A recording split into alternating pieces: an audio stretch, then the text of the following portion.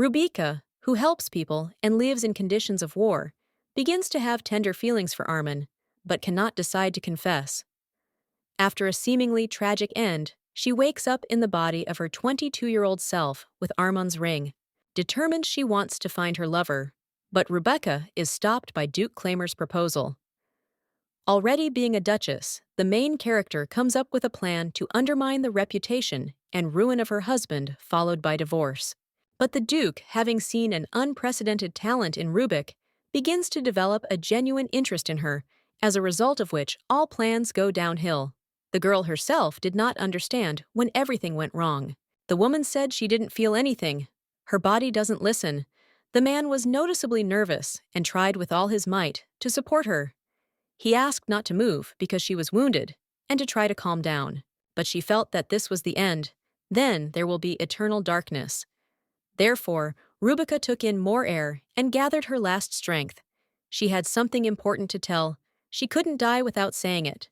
How hard it was for her in this god-forsaken and war-destroyed monastery. But there was nowhere to go. There were battles and hostilities all around, so this place became her home for a long period. But Rubika never complained about her life.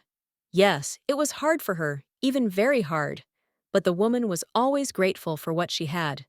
So she took care of the wounded and did any work to distract herself. On the contrary, she believed that if she managed to survive, then she should be happy and try to help everyone who needs it. She was exactly the person they needed at that time. But the only outlet was that all this time Armand was next to her. At the right time, he was silent. When it was necessary, he told pleasant stories and encouraged. He always helped her. In the end, he confessed his love to her. But it was strange. How can Armand fall in love with a slightly older woman? And so Rubika took the man's words as an ordinary good joke. Oh, if she had known that she would have to leave this world so early, she would have done everything completely differently. Then at least for a short time, she could be truly happy. She was getting worse every minute. The images became increasingly blurry. The silhouettes disappeared. She almost never saw such a familiar and sweet face of Armand. The sound of shells exploding nearby also subsided. She tried to concentrate one last time, but nothing worked. Rubika understood that Armand was looking straight into her eyes and saying something. He speaks so that she can hear. But alas, the woman no longer reacted. She fell into the darkness. She did not know how long Rubika had been in the other world. But when I opened them, I felt great. And when I approached the mirror, I froze in surprise. Her face looked perfect. Even small wrinkles disappeared somewhere, and instead of gray hair, the hair radiated a rich copper color. What happened to her? She died. Or this is how beautiful the afterlife looks. The eyes have returned to their former brightness and radiance. She was again slim and attractive, and looked about 22. The girl even shed tears. Why does she need such a gift? For all the suffering? She didn't quite have time to figure out what was what. When there was a knock on the door, the maid entered her beautiful room. It was clear from her facial expression that she was unhappy because her owner had been sleeping for a very long time. He and the maid went downstairs into the large hall. There stood a beautiful girl with the same fiery long hair.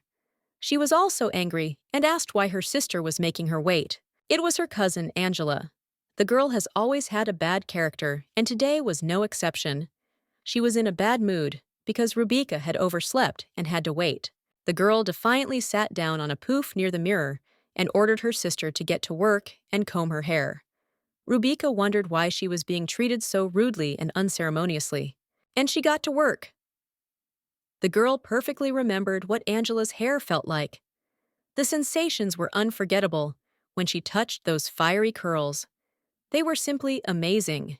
Rubika asked what hairstyle her sister would prefer today, but she replied that she really liked yesterday's, so let the girl style her hair in the same way today. Yesterday, Rubika was an elderly woman living in a forgotten and dilapidated monastery from the war. Yesterday, Armand was next to her, supporting her, and crying, holding her in his arms, while she slowly died. The man said that the dragon Eber had woken up, and this was not good. A Manin was supposed to strike near the monastery. Therefore, it was necessary to be prepared for anything, and if something happened, try to save the children. Armand said that in case of an attack on the monastery, He had prepared a hiding place where he could hide from any trouble. But the woman objected. They have already lived enough, so they will save those who need it most. Rubica was so carried away by the memories that she completely stopped combing her sister's beautiful hair. She in turn turned around and shouted that the girl should not be distracted. It was too late for them to start putting it in order. Rubica apologized. She said she didn't get enough sleep and was feeling a little unwell. In fact, she was deep in thought. Apart from this fragment of yesterday, she did not remember anything. But what happened? Continuing to comb and style her sister's hair, the girl did not stop thinking. Or maybe she dreamed it all? Maybe Armand really was just a wonderful dream. Angela's hair was so manageable that it was a pleasure to work with. Therefore, not even half an hour had passed before the girl finished her hair. My sister looked absolutely amazing. The girl had a lot of jewelry on her nightstand. These were hairpins with precious stones, hoops, rhinestones, flowers. But Rubica decided that silk ribbons would be most suitable for her as they would highlight her look. As she wove the ribbons and put the finishing touches on her hair, fragments from the past came to mind. She remembered Chris, who taught her different ways to tie ropes. So it definitely wasn't a dream. She remembers people, places, a ruined monastery, the image of Armand. She was about 40 years old. Then she was an adult woman who was fleeing the war and helping people. Sister Angela was also quite a real girl. And her hair was real. So what actually happened? How she returned again to the body of a 22-year-old beauty. When the image of her sister was almost completely completed, the girl looked intently at Rubica and ordered her to give her the jewelry that was on her neck. But why? She has a lot of jewelry. The girl didn't even remember what was decorating her neck. She took off the chain and took it in her hand. On it hung a neat ring with a beautiful blue stone. This is the same Armand ring that the man gave her. Oh no! She will not give the ring that she has left from her loved one to anyone, not even her sister. Why is she so disgusting? Rubica always treated the girl very well, but in return, she received only a portion of anger. The maid immediately ran up to the offended girl and hugged her.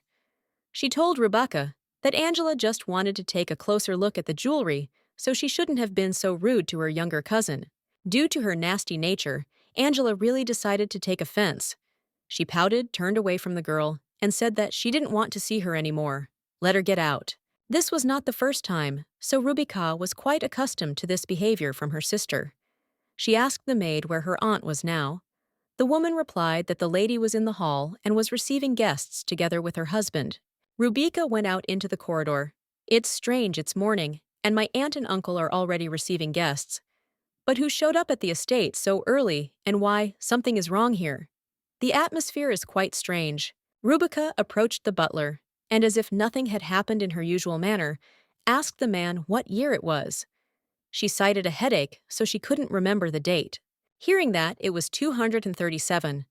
The girl was horrified, but tried not to show her surprise. How can this be? If it is such a year now, it means that she is only 22 years old. The girl ran to her room like a bullet and locked herself from the inside. She didn't want to see anyone. She needs to think and realize everything. But how can this be? That this was reality, she had no doubt. But then she is crazy to think that she has gone back in time and is now a young girl again. But this option is also not suitable. There's nothing wrong with her head. Otherwise, she wouldn't be holding in her hands the proof that she was in the future.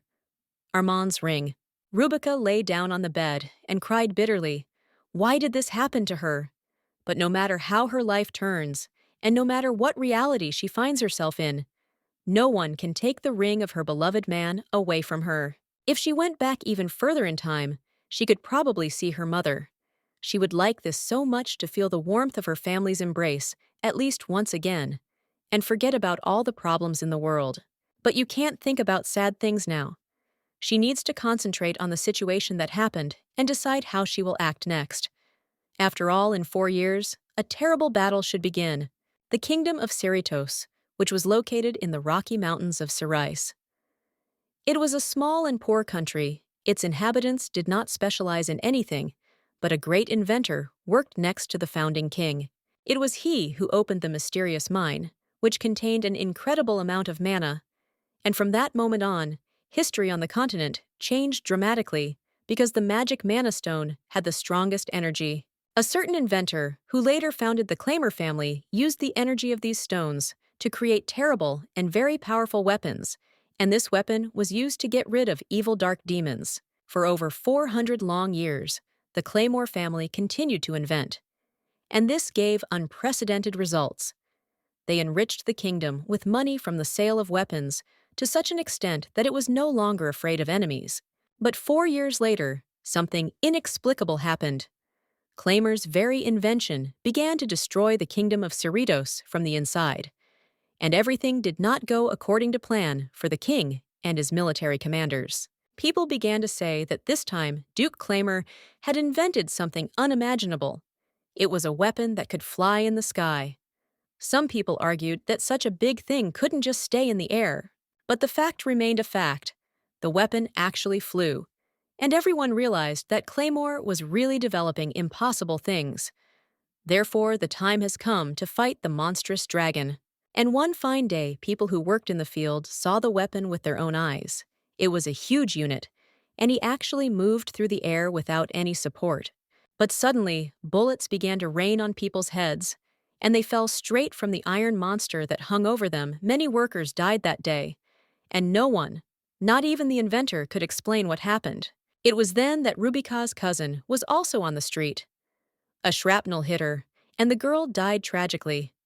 Her poor mother almost died from grief and suffering, and a real nightmare began in the country. Rubika continued to sit on the bed and think hard. How now to save my cousin and the rest of the people? After all, she went into the past in order to change the future. Why else was she sent here? Suddenly, she heard a quiet voice.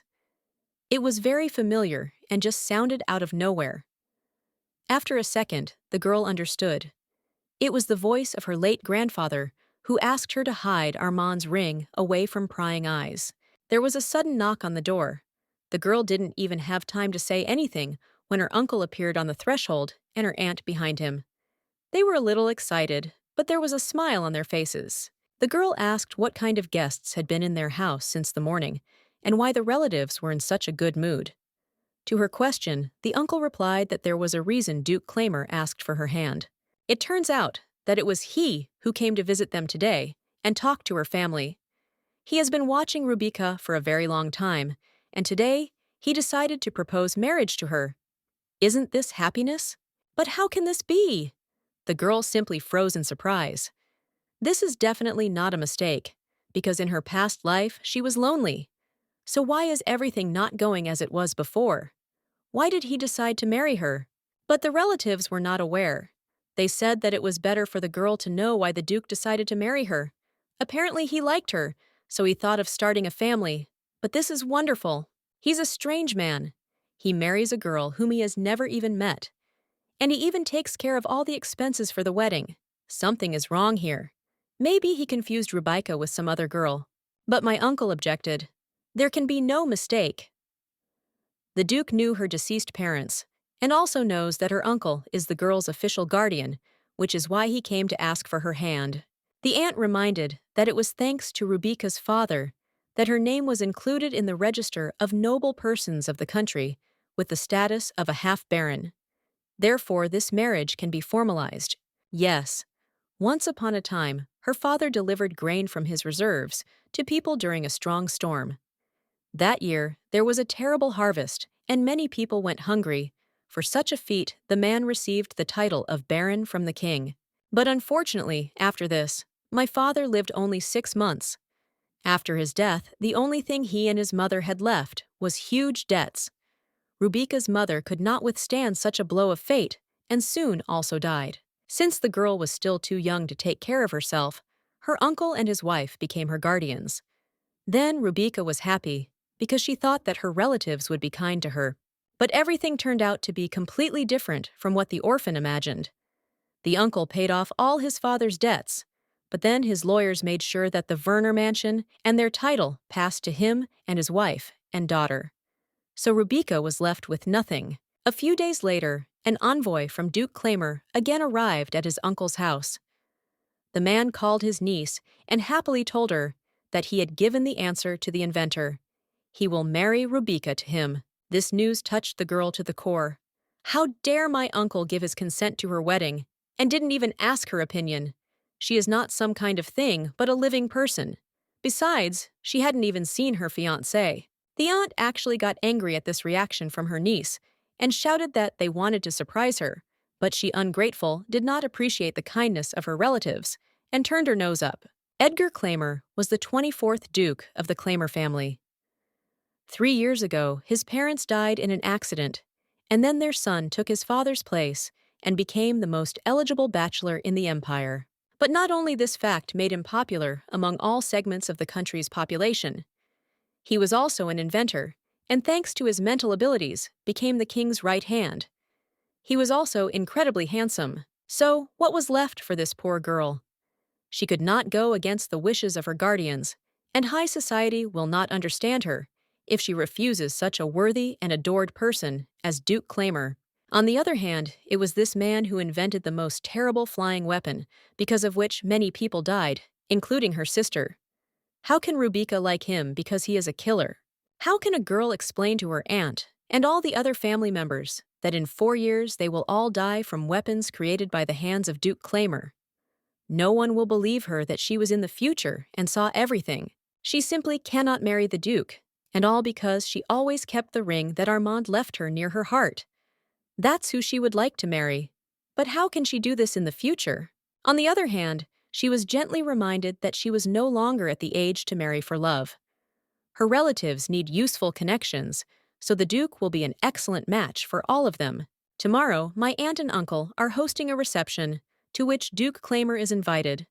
Therefore, Rebecca has been ordered a new dress, and the chefs are already preparing for the dinner party.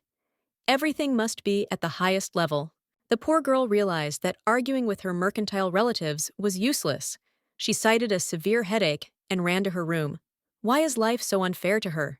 The uncle said that His Majesty the King should give special permission for the wedding of his friend, the inventor. And if the king gives it, then the wedding will definitely not be avoided. So what should we do? But why did Edgar Claymore choose her as his wife? She's just an ordinary girl. What's the use of her? Rubik doesn't even have a dowry. Her cunning uncle took it all away, leaving her with nothing. She had no choice left. She must become the wife of a man unknown to her and forget the man she really loved. That is, she will leave Armand in her heart and marry someone else. It is the inventor who will in the future be to blame for all the troubles that will happen in the kingdom. Because of him, Armin will lose his sight. She needs to get out of here as quickly as possible. All the same, in 4 years, the war will begin. Suddenly, her cousin Angela ran into the room without knocking. She was surprised and excited and asked if it was true that Rubika had been proposed to by the inventor himself, a friend of the King Duke Claymore. The girl reminded that Rubika has no dowry, and she spent all her money to cure her sick mother. How is she going to marry such a rich and famous man? Rubika was already quite tired of her relatives constantly humiliating her, so she asked her sister not to remember her mother's good name. She was a very kind woman and never did anything bad to anyone. But Angela shouted and called the girl ungrateful. After all, it was her relatives who took custody of Rubika and gave her food and a roof over her head, and she must love them and support all her uncle's decisions. This was the limit. So Rubika asked what Angela would do if her mother got sick and needed money for medicine. She would not give the last thing she has to save her loved one. She couldn't stay angry at this stupid girl for long. She in turn also asked for forgiveness. She said that the aunt was angry because the Duke asked for the hand not of Angela, but of her niece, an ordinary orphan. But Mother Angela has a backup plan. If Rubika marries Claymore, then their entire family will be included in the king's castle, and then the cousin will be able to meet some rich and influential marquis. But Rubika disappointed her cousin. She told her that she was going to run away from home even before the king signed the wedding permit. She does not want to become the wife of a stranger. Then Angela was silent for a while. Then she reached into the pocket of her dress and took out a handkerchief. When she unfolded it, Rubika saw a beautiful decoration. It was her late mother's pendant and earrings. The cousin gave the girl jewelry. They belonged to her by right. She just understood that if Mom and Dad saw them, then Rubika would never be able to return them to herself like all her other property. Secretly from her parents, the girl wanted to give the necklace and earrings to her sister on her wedding day. But now she understands that she did the right thing. Angela knew that her mother continued to sell jewelry that belonged to Rubika's mother. The girl did not expect such an act from her cousin. She didn't even think that Angela was capable of such a step. So she hugged her tightly and thanked her for bringing back at least a little memory from her mother. Angela also knew that tonight her mother was going to sell another piece of jewelry from the deceased woman's collection. So she hid it and is now also giving it to her cousin. The girl did not believe that Rubika would be able to escape. Therefore, she asked that, after marriage, her sister would come to visit her more often. Otherwise, who will do her such beautiful hairstyles? The girl even shed tears. Honestly, Rebecca was more than just a cousin to her. She replaced her mother, who was always busy. Rebecca taught her to read, told her bedtime stories, and always protected her. The girl was also sorry to leave Angela here. She is sweet and very kind. Just because of the lack of love from her parents, she became a little capricious. She will miss you terribly, but there is no other way. By evening, the girl had prepared everything she needed to escape and could no longer wait for night to fall. Everything must end today, and then she will think about how to get Armand back. Fortunately, there were tall bushes near her window, so Rebecca was confident that she would not fall to her death.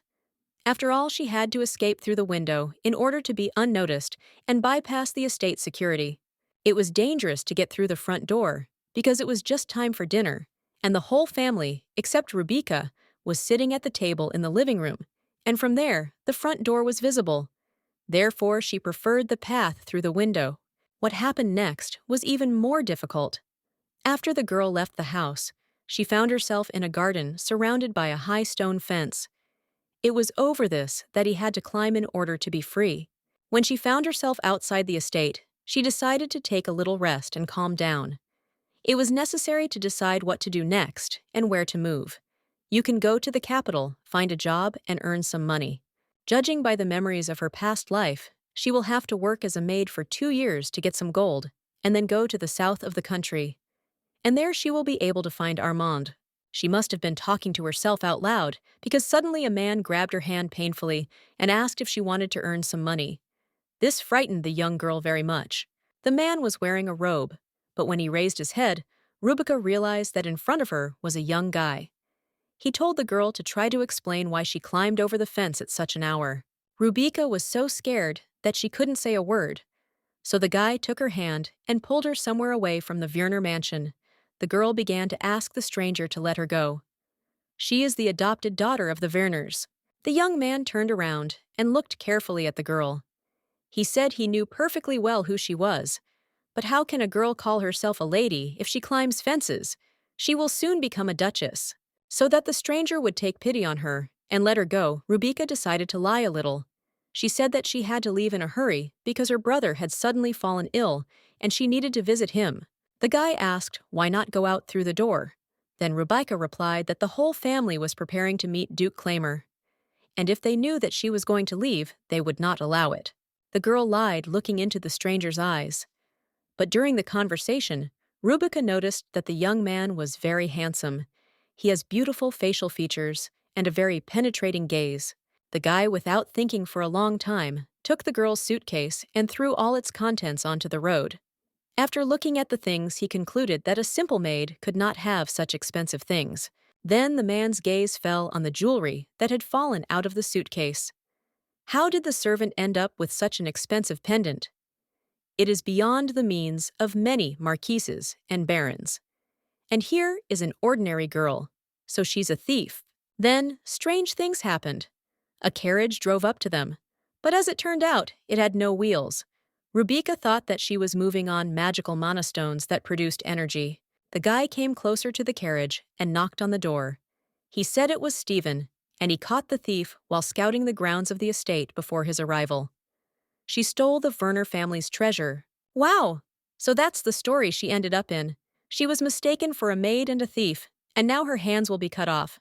And what should she do now? Her future groom inventor, Edgar Clymer, is sitting in the carriage, but they can't take her hand.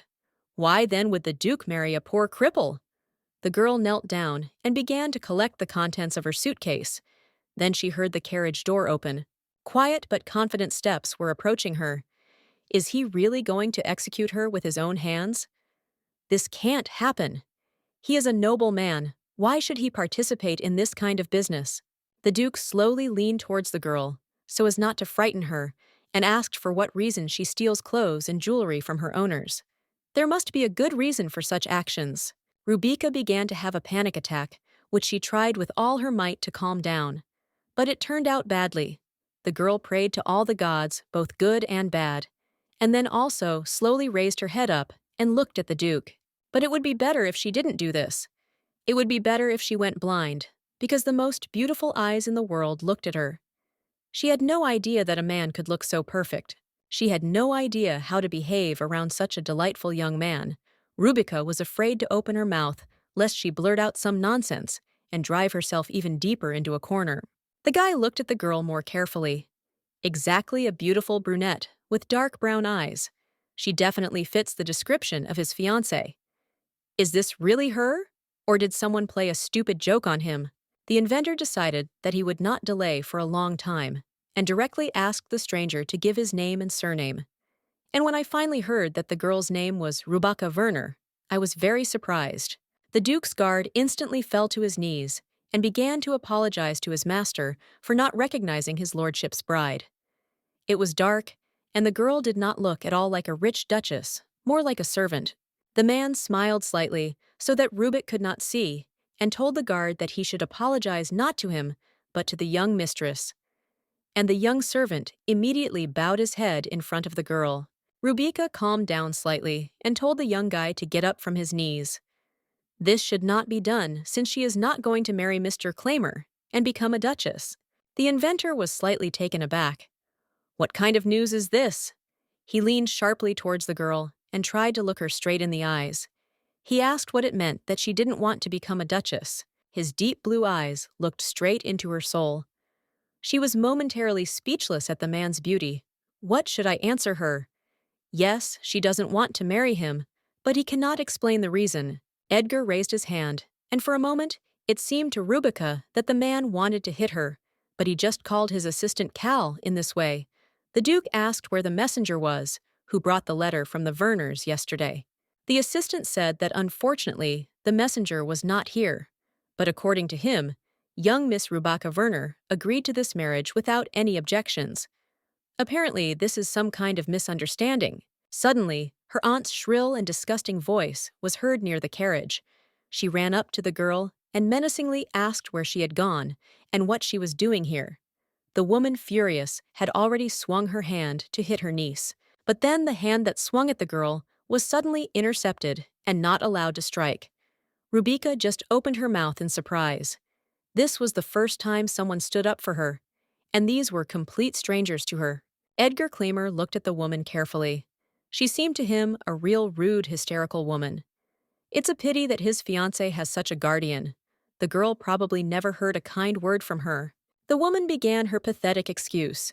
She smiled sarcastically and assured the Duke that she was not going to harm the poor girl. She just wanted to fix her disheveled hair. Edgar Claimer listened to her calmly and then asked her to introduce herself. The woman said that her name was Irene Werner, and this girl was her husband's niece whom they were raising. The aunt said that they sat down to dinner, but discovered that their niece was missing, so she went to look for her in the garden, and then outside. It turned out that the niece had run away. Everyone was very worried, and she almost lost her mind from grief. Then the Duke asked why the woman wants to pull out the beautiful hair of her bride. Because she decided to run away from them? He doesn't think that this type of guardianship on their part would be appropriate in Rubika's case. The woman was almost speechless from surprise. How can this be, since the Duke should have appeared much later? What is he doing here? And why is her niece next to this man? The inventor said indifferently that he did not want to listen to Lady Werner's excuses. Not needed. The only person who needs to explain himself now is his fiancée, Miss Rubika Werners. Now it was the girl's turn to be surprised. She looked into the man's eyes, and it seemed to her that his beautiful eyes were like a cold ocean. But this cold is completely terrible. On the contrary, it calms and bewitches. Realizing that he would not get any explanation from the girl, the Duke took her carefully by the hand and led her in the direction of the carriage. Rubica probably needs to calm down a little and come to her senses, and then he will definitely talk to her and find out everything. And inside, Edgar's carriage looked like a full-fledged nobleman's room. Everything sparkled and seemed very expensive. The girl had never seen vehicles equipped on such a large scale before. The inventor seated the girl at a small table and sat opposite her. Rubica's task was to find any point in the room, just so as not to look directly into the Duke's eyes. She was already blushing all over from embarrassment. In order not to worry, the girl tried to distract herself with different thoughts. She looked at the Duke's finger and wondered what kind of gem would suit such exquisite and well-groomed hands. Perhaps a sapphire would be ideal. The man asked why she avoided direct gaze. Is she afraid to look him in the eyes? But the girl honestly answered that she was very embarrassed. She had never been in such an awkward situation before. The young man said that the situation is absolutely normal. There is nothing to be afraid of, and nothing to be ashamed of. He has no bad intentions. The inventor also asked to be called by his first name, simply Edgar. Then the Duke placed an envelope with a letter on the table in front of the girl. Yesterday, a messenger brought it from the Werner house. As it turned out, this is Rubica's consent to marry him. And of course, the girl had no idea about such a letter. Rubica decided that it would be best if she spoke honestly with the Duke.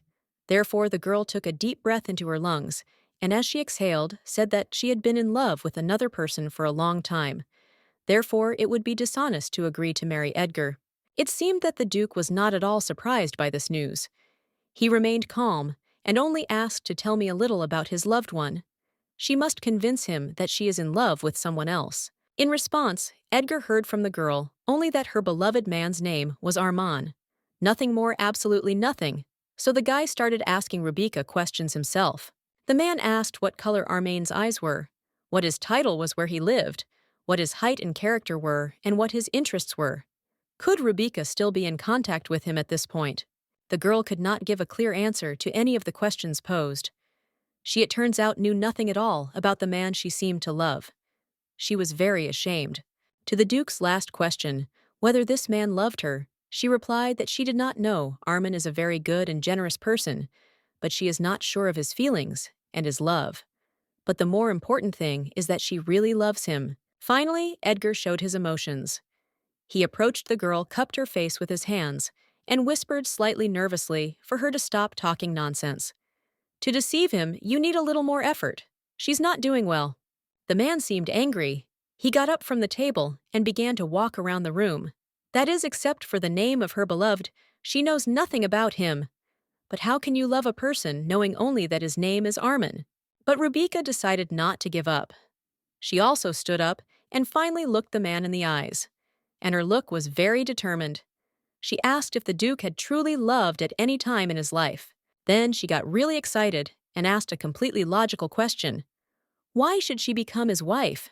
This is the first time he sees her. Besides, she's as poor as a church mouse. But the Duke was not as simple as he seemed.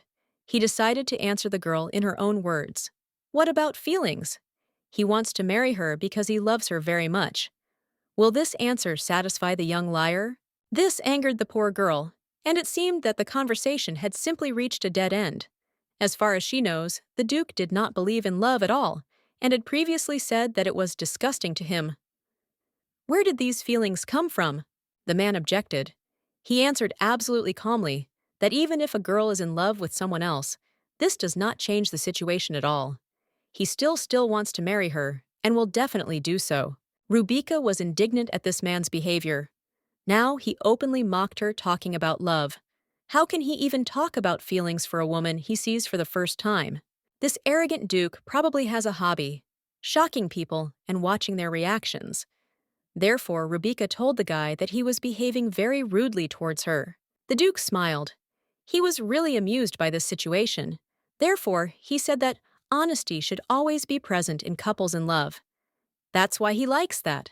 The girl says everything to his face. Yes, it will be difficult for her to refuse such a marriage. The Duke did not seem like a man who gave up easily and backed down from his plans. Therefore, it will be very difficult to convince him that Rubik is not a match for him. What happened next was even worse. The man said that he received a letter from the royal palace in the morning. This was a special document. If the girl refuses to become his wife, she will be punished for deception. Rubica said that this was all a big misunderstanding, and she would be able to explain this situation to the king without any problems. His Majesty will not punish her, because there is simply no reason. But the man hinted that we shouldn't be so confident in the current situation. Yesterday, he received a letter from Werner's house from her uncle. Her guardians and the Emperor's envoy will not be able to escape punishment. The envoy is generally executed. Rubica certainly did not expect such a turn of events. Okay, her vile uncle, but why execute the messenger if he didn't even know what was in the envelope, much less the text of the letter itself? The man continued to play. He said that the envoy would not be able to escape punishment in any case. He had to take the letter from Miss Rubrica's hands to ensure its authenticity, but Mr. Werner gave the envelope. That is now an innocent person will die because of her vile uncle.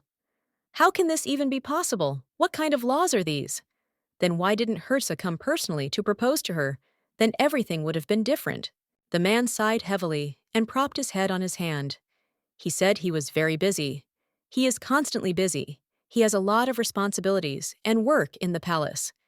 Besides, he also has a very important meeting tomorrow. Rubiki just wanted to burst with anger. How can you talk about such serious things so calmly? He's clearly making fun of her, but His Majesty gave permission for the marriage, so we arrived in the evening to pick up the girl early. Edgar asked to take his words very seriously. He is the king's right-hand man and does not know how serious the empire's problems could be if he is even a little distracted from his duties. For a minute, the man became absolutely serious and quite adequately asked not to interfere with this marriage. He will try to solve all her problems, and after everything calms down, they can get a divorce. This situation was already changing something, and Rubica liked it. That is, she will be able to free herself from this man. The girl asked if a year of their marriage would be enough for the Duke to resolve all his affairs. He was slightly surprised and said that this period was very short. What will people say if they find out that in such a short time, the Duke could not find a common language with his beloved wife? Rubica understood that right now she needed to dot all the I's in order to understand how she would act next. So she asked how long they should be together. The Duke smiled, then made a grimace, and answered in a mysterious tone that probably 10 years would be quite enough to then calmly get a divorce without attracting too much attention. Then came the real bidding. For a column, such a period was unthinkable but long. She couldn't waste 10 years of her life on this man. She needs to return her beloved Armand and not spend tedious days and evenings in the royal castle. After a long half-hour of quarrels, explanations, and convictions, the young people came to a common denominator. Rubica managed to convince the man that 4 years would be enough for everyone in the kingdom to believe in their happy marriage. The Duke surprisingly agreed. But the girl found additional conditions, and they were very important to her. Therefore, she voiced them without hesitation. She doesn't want children, and they will definitely be in different rooms. The Duke already realized that it would not be easy with this girl. Maybe life has tempered her, so she knows how to stand up for herself and set conditions that are beneficial only to her. But this is even good, because he does not like weak people. It was important for Edgar to understand how brave this girl is. Therefore, he got as close as possible to her face and asked in a quiet voice, what if she wanted to come to his bedroom first at night? After all, this could also very well happen. He reminded the girl that no young lady had ever refused him. She is the first to behave so impudently with him. But everything is forgiven for the future wife. And if she wants to hug and kiss him, he will gladly forget about the agreement. Rubica desperately wanted to give the impudent man a good slap in the face, but she didn't dare. She is in no position to fight a high-ranking person right now. We need to get to know him better. But the Duke continued to be rude and make jokes in her direction. Therefore, the girl decided not to restrain her impulse and slapped the man in the face as planned. Then she called him an idiot and got ready to leave. Edgar sat down at the table and laughed out loud. This is courage! Not every man will allow himself to talk like that to the Duke, the king's right hand, and this fragile girl was not afraid to anger him. Full of resentment and anger, the girl left the carriage. For now, she didn't know where she would go next, but she no longer wanted to be in the same room with this boor. We need to come up with something to cancel the wedding. After wandering a little in the fresh air, Rubaka calmed down a little. She thought that she had been too rude to the Duke. After all, she is a girl, and she shouldn't have behaved like that. On top of everything else, she slapped him in the face, and this is simply unacceptable. The girl was unable to think for long because she met Duke Edgar's assistant. He was a handsome old man with glasses. He asked if the girl had managed to talk to His Excellency. Strange questions followed. The man was interested in whether Edgar Clymer smiled during the conversation and whether he paid compliments to the girl. The girl replied that, in her opinion, the Duke did not even know about this. They were unable to reach an agreement as Edgar got out of the carriage. He seemed to be in excellent spirits. Since he finished talking alone with the girl, it was time to talk to her family. Within a few minutes, Rubika was in the company of two men, one of whom was her fiancé, in the living room of her uncle's house. She couldn't even imagine how events could develop further, but it would clearly not be in her favor. The entire Werner family was relaxing in the living room and was very surprised by the appearance of such guests at their estate, and the uncle immediately stood up and began to bow to Duke Clymer. When the uncle began to shout at his niece and accuse her of leaving the house without permission, the Duke's assistant abruptly stopped him. He asked to address the bride in a respectful tone. Werner began to be indignant, saying that he was her official guardian. If he had not paid off the huge debts of her parents, creditors would have taken the girl and sent her to a brothel or even killed her. The Duke in turn noted that Mr. Werner, although he is Rubika's guardian, has no right to insult the poor orphan. Now there is someone to protect her. And the next moment, something amazing happened. Clymer's assistant punched his uncle in the jaw with all his might. It happened so suddenly that everyone present froze and opened their mouths in surprise. Most of all, Irene Werner did not expect such a turn of events. The aunt understood perfectly well that her and her husband's secret had been revealed, and now they would have to answer for their actions. But flattery and deception will not work here. Edgar's assistant just smiled. He said that if it had been anyone else, he would definitely have broken his neck. But since this is Lady Rebecca's uncle, he did not punish the man too much. The woman began to actively defend her husband. After all, he didn't say anything bad, but simply tried to explain that he spent a lot of effort and money raising his niece, that's all. It turns out that the Duke's assistant was a difficult man. He warned the husband and wife that he would send them an etiquette teacher to teach them good behavior. He will teach them to preserve the honor of a lady. The man called them bad guardians and equally terrible parents. Their own daughter should not adopt their behavior, otherwise she will have a hard time in life. Therefore, it is worth rethinking many things. Edgar calmly watched the whole performance from the side.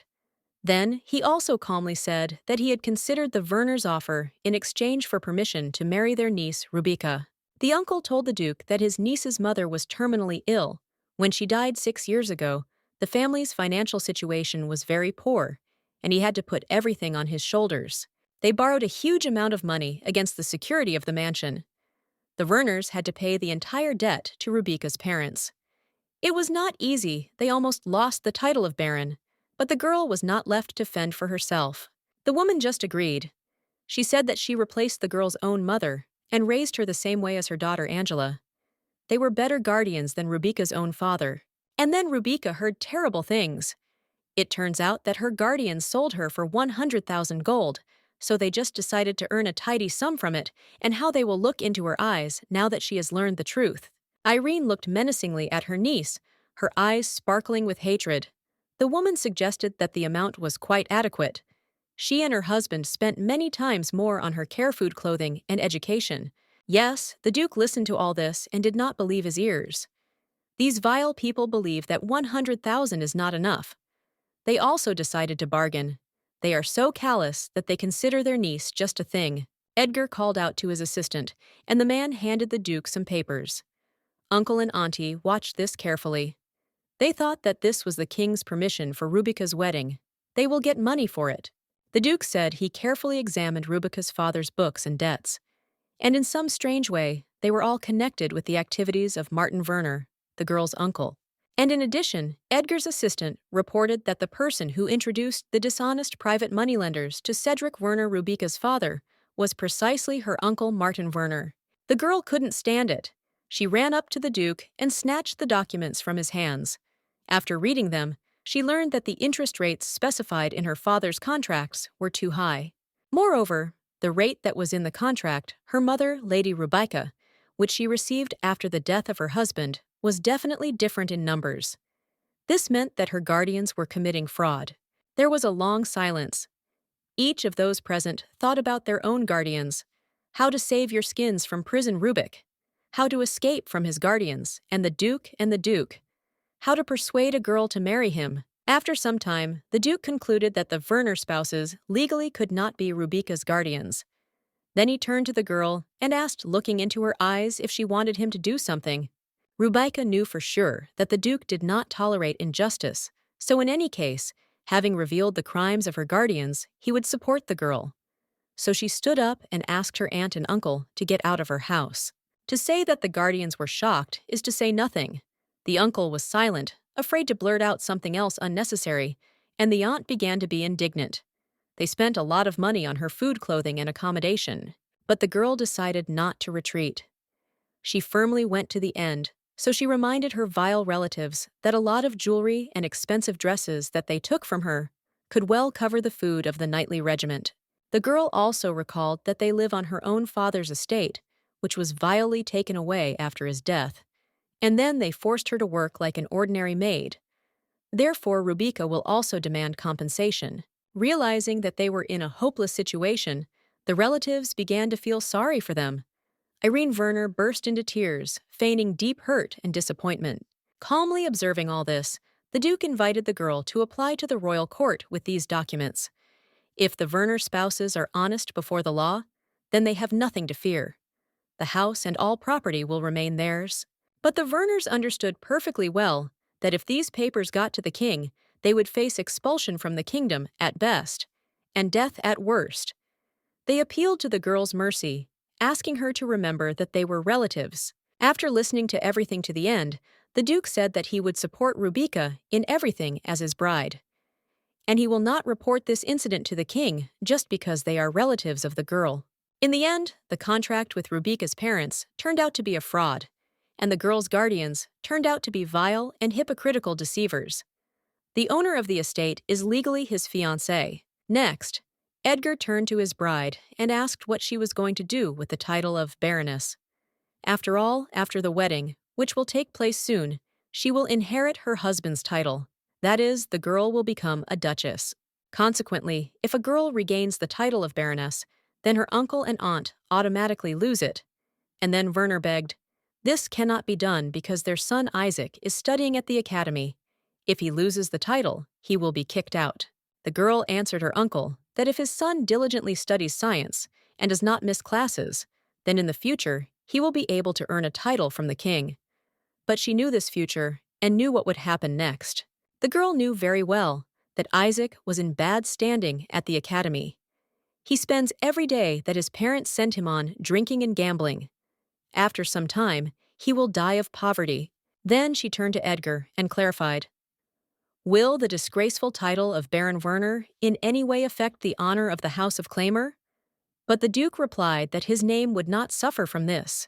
Rubica thought for a while, and then decided to do so in order to at least somehow take revenge on her relatives for her suffering. She said that she would work to have her uncle's title reduced to half-baron. The uncle jumped to his feet from what he heard, and began shouting right in Rubica's face, "How dare she do this? He is her uncle, and her niece has no moral right to do this to him and his family." Rubica turned to Duke. She grew up on this estate, and there are many memories of her childhood and parents stored here. The house stores their warmth and energy. That's why she would like to come back here sometimes. Edgar replied that he understood the girl and did not mind her coming here from time to mentally rest and gain strength. And he gives her the 100,000 gold that the Werners should have received. But Rubica acted very wisely. She told the Werners that she would put 50,000 gold pieces in the bank. Her cousin Angela would be able to use them for training at the academy and nothing else. Angela objected. She considered herself not a smart enough girl. How can she study there? In addition, at the academy, the majority of students are boys. She will be mocked. Rubica replied that girls should also study and be educated, and not just sit at home and spend their husband's money. If her guardians had not spared money for her, she would have graduated from the academy with pleasure. Edgar confirmed that knowledge has no gender or titles. Therefore, Angela will be able to safely receive an education at the Royal Academy, and he will make sure that no one except Angela uses this money. The cunning guardians were waiting for the right moment to ask what the girl would do with the remaining 50,000. This is quite enough to buy them a new mansion and pay for their son's education. But when they heard that Rubika was not going to give her relatives a penny at all, they were extremely indignant. But why? Does she feel sorry for a few thousand for them? They spent so much effort on raising her. The girl ironically reminded that she was an orphan. Her uncle and aunt did not let her forget about it, reminding her every day that no one needed her and she had to work to get a piece of bread. The Duke shared the girl's opinion. Edgar, in turn, said that he was also not going to help the Werner family, and he will take care of Rubik and become a real family husband and loyal friend for her. Uncle decided to come from the other side. He said that her wedding will take place soon, and he must pay the expenses for it. Therefore, the niece must give him the other half of the amount. But the girl calmly replied that the Werner family need not come to the celebration. The guests will understand everything because she is an orphan. Therefore, she is not expecting money for the wedding. The Duke's assistant, who had been silent all this time, told his master that he could arrange an ordinary wedding without pathos and hundreds of high-ranking guests. It will be better for everyone. The Duke supported the man's opinion and said that he would not object to a simple wedding. Tomorrow he is leaving for negotiations in the capital. He can take her with him, and they will arrange a ceremony right on the seashore. Relatives, for whom money and pathos came first, began to be indignant. How can you organize a holiday in 2 days? What about high-ranking guests? What would we do without them? And what will people think? The Duke didn't even listen to the nonsense that his bride's relatives were saying. He had his own plans for this. He asked the assistant if Carl knew of a ceremony site somewhere nearby. It seemed that there was nothing in the world that this man did not know. Charles said that there was St. Hugh's Church nearby, on a large hill, not far from the Duke's residence. Everything can be arranged there. But Edgar didn't want to. He didn't have time to get to the church on the hill. He will do everything in 1 day. There is also a church on his property, and they will get married there. And guests will be greeted at his mansion. Then the young man approached Rubika and hugged her. He suggested that the guardians quickly leave his fiancée's estate. She was uncomfortable being around such people. The relatives began to openly cry and asked the Duke to give them more time to live on the estate. Now they have nowhere to go. They need to find a house, but there is simply no money. But Edgar did not make concessions. The guy was absolutely serious, telling the Werner family that their stay in this house was over today. And if they don't get out of here, he will bring the royal guards to help. Rubika asked the Duke for a few minutes of time so that she could pack her things before leaving. They are on top, but there are not many of them. They will fit in a suitcase. She will take several dresses and jewelry.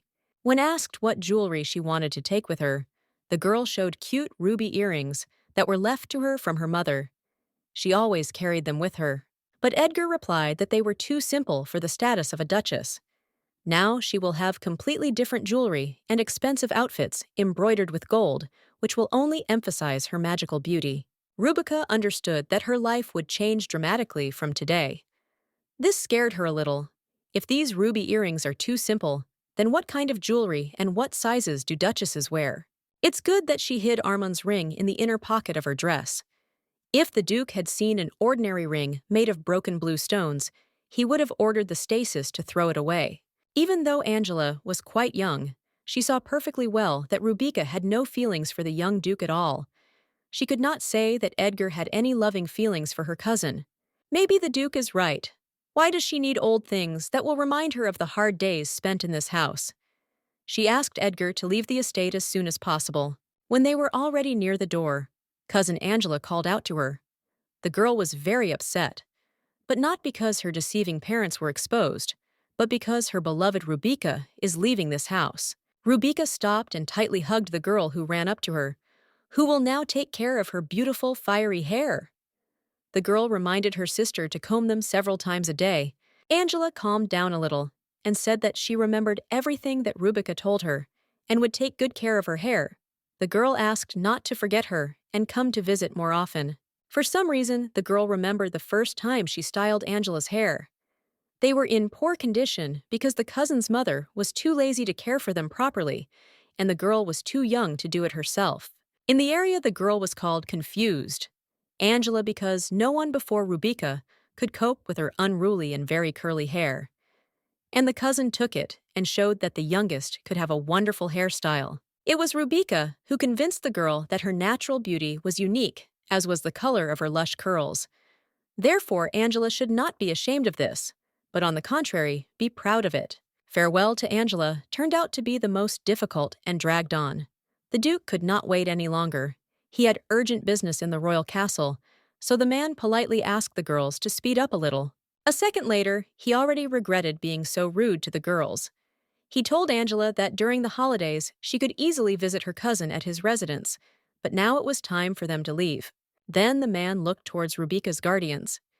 He said that he did not want to see them on his lands. He's not happy about them, and if they dare to approach his house, the guards will drive them away. Angela already hated this arrogant and always calm man. She promised to save Rubica from his hands. To do this, you should study at the academy, become smart and famous. Within a few minutes, the young people left Rubica's house and headed to a strange carriage, more like a nice house, with all the amenities. The girl had no idea where they would go. Much to Rubica's surprise, the man was very attentive and kind to her. He asked her to rest a little since it had been a terrible day, and he still has a couple of unfinished matters.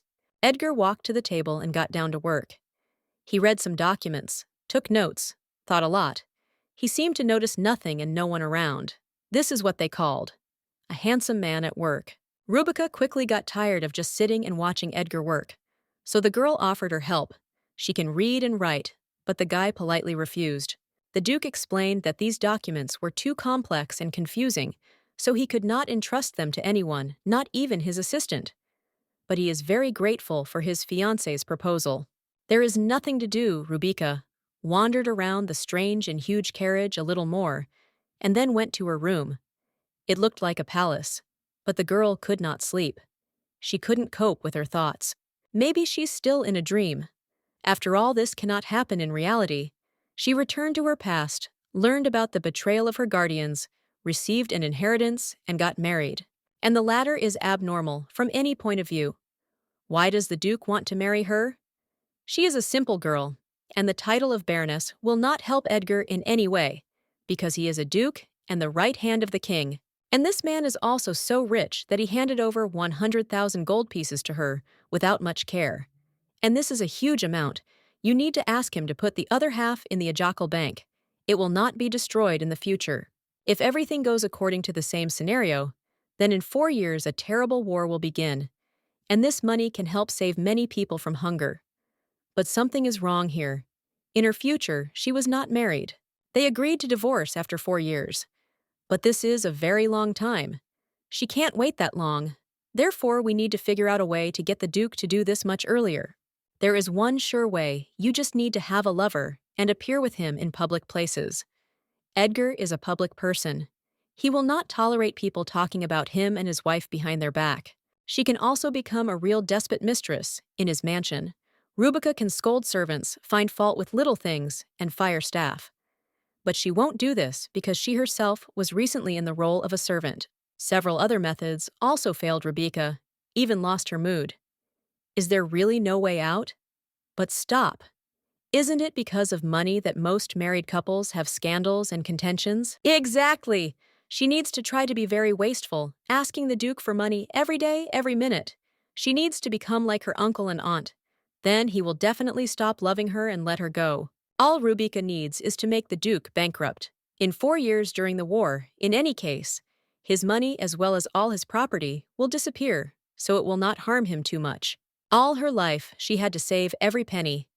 Now is the time for luxury. She will become the most wasteful lady in the state and will be whispered about on every corner and subjected to universal criticism. She needs to behave so disgracefully that she will be discussed not only by the nobility, but even by the common people. and then perhaps she will be able to hasten the hour of parting with Duke Claimer. The next morning, she was awakened by bright sunlight in the windows. When Rubika opened her eyes, she saw an unfamiliar woman next to her. This was her personal maid. She said it was already noon, time to get up. For the first time in her life, the girl was allowed to sleep until lunchtime. For the first time, not she, but someone cared about her, and it felt damn good. The maid brought water for washing. She added rose and olive oil to it. Suddenly, the girl remembered her past life. In the dilapidated monastery, there was not even ordinary soap to wash clothes and wash hands. Now she uses water with expensive oils. Then Rubika complained to Arman that even the bandages could not be washed with ordinary water. They still remain gray and continue to smell bad. The man listened to her carefully and disappeared for several days. After a month of hard work in the laboratory, he again appeared at the monastery and handed the woman a block of something fragrant. When she unwrapped the package, she saw the soap that Armand had prepared for her. It was a small piece of ordinary cheap soap, but what a scent it gave off! Rubika had not smelled such fresh smells for a long time, and this man spent almost 2 months learning how to make soap. For her, Armin asked the woman to see if his efforts would be beneficial, so she took the dirty clothes and went to the water to wash them. Much to the happiness of both, the soap foamed perfectly. Rubika looked first at the soap, then at Armand, and he smiled back at her. And then her heart skipped a beat. He made this soap for her because the woman needed it. The wonderful smile of this wonderful man will forever remain in her memory and will warm Rubika in difficult moments, and she will try at all costs to find her Armand. The quiet voice of the maid brought the girl out of distant memories. The maid suggested that her mistress did not like the smells of rose and olive, which is why she was so upset. But the young mistress reassured the maid, saying that the aromas were delicious. She was just a little lost in thought. Rubika never had servants. She herself served her uncle and aunt. Now she has a maid, Jenny. On the table, the girl noticed a silver tray with various beautiful jars. She asked what was in them. The maid replied that it was all cream. She simply doesn't know which one the hostess uses, so she brought all the ones she has. The girl was silent for a moment, and then hesitantly asked the maid if she could try them all. It's just that she hasn't used this kind of product before, and she's very interested. A few minutes later, 2 girls were sitting at a small table and looking at jars of creams. Jenny talked about each of them and their effects on the skin. Only now Rubika realized how great it is to live in luxury. She has a personal maid who is now giving her hand massage, and 1 jar of cream costs as much as her entire previous wardrobe. Rubika was surprised that Jenny, seeing her for the first time, was able to accurately determine which skin cream was perfect for her. The maid became embarrassed and said that she had a lot of experience. The young mistress was the first to appreciate the maid's abilities. She thanked Rubika for her kind words and said that she would go to the dressing room to find the perfect outfit for her. Rubika asked the girl not to worry and wanted to go to the dressing room herself. She wondered what outfits were stored there. And when Jenny opened the door for her, she froze. Never in her life had she seen such beauty. All dresses were embroidered with precious stones, gold and silver, and there were so many decorations that it was simply dizzying. On long nights when she couldn't sleep, she dreamed of everything going back. So that Dad and Mom are alive, so that they love and protect her, so that she has a calm life. The maid was very sorry for the young mistress because she had to endure so much. Therefore, she suggested trying on as many outfits as possible to choose the most suitable one. Jenny remembered the words of the older mistress that all servants must unquestioningly carry out the wishes and orders of the young mistress. So she tried to please Rubika as best she could. Then the maid began to examine the dresses and find out which color would suit the young housewife best. In addition, you need to choose accessories to match your outfit. And after a while, she asked to stop the carriage. When the carriage stopped, Jenny called the rest of the servants into the mistress's dressing room and asked the girls to help with the fitting. There were 10 dresses here, so you need to hurry. Now, Rubika was even more surprised because no one had ever helped her get dressed. Her outfits might not have been as elaborate as those expensive dresses, but she felt a little awkward. But Jenny calmed her down and said that helping her mistress in such matters is the direct responsibility of all the staff of this mansion. Therefore, everything is in order. She will help you rely on them in any matter. And within a minute, something unimaginable began to happen in the dressing room. Some girls took measurements, others combed Rubika's hair, and others picked out shoes. The process was pleasant and exciting. It didn't take long for Rubika to appear before them in all her glory. The girl realized that she was in the hands of real professionals. They chose a magical image for her that she couldn't take her eyes off. Rubika had never seen such beauty and such reverent attitude towards herself before even Jenny admired the work done. Her young mistress looks incredible, and the Duke's reaction will be accordingly. The girl called one of the maids over and asked what kind of flowers were embroidered on her dress. She replied that these were pomegranate petals, which symbolized wealth and fertility. But this was just the first dress I tried on. It was of course beautiful, but Rebecca knew for sure that pink didn't really suit her. That's why I asked to try on blue. The blue outfit was beautiful, but it was too simple for the future Duchess. Therefore, Rubika asked for a luxurious dress in a discreet cream color. She knew she would look perfect in it. The maids surrounded their young mistress and began to admire her image. Immediately, advice poured in on hairstyles and hairstyling suitable accessories, shoes, and other things. The residence of Duke Claimer has been waiting for its new young mistress for a long time. It was difficult to call it a residence. It was a real palace, no worse than the king's. The carriage drove right up to the main entrance, and Rubika went down. She looked flawless and attracted absolutely everyone's attention, but it's impossible to say that the girl felt comfortable. The entire staff of the estate came out to meet the girl. Assistant Carl was also there. He was smiling and in a great mood. The man began to introduce the new mistress to the residents of the residence. This was all very good, but Rubika did not observe Duke Claimer. Carl said that Edgar is now in the royal palace at the meeting and will return home tomorrow at sunset. Much to Carl's surprise, the young Duchess was not at all upset that she arrived at the residence without her husband. On the contrary, the girl felt great, smiled at everyone, and got to know everyone personally. A pleasant middle-aged woman appeared on the threshold. She introduced herself. It was the maid Anne. The woman will be her personal assistant and part-time maid at the residence. Then the acquaintance began with the entire staff. It turned out that Rubika would have personal designers, chefs, teachers, and other assistants. The girl didn't understand why this was all because she could cope quite well on her own. Anne was very impressed by the beauty and charm of the young Duchess. She immediately liked the girl. She was modest, but at the same time confident. And this was her main feature that captivated her. Then the maid turned to the staff and introduced the girl. She said that Rubika Werner would very soon become the wife of Mr. Edgar, and accordingly, the future Duchess. Her orders and wishes must be carried out unquestioningly. The servant bowed to the young mistress, as if ordered.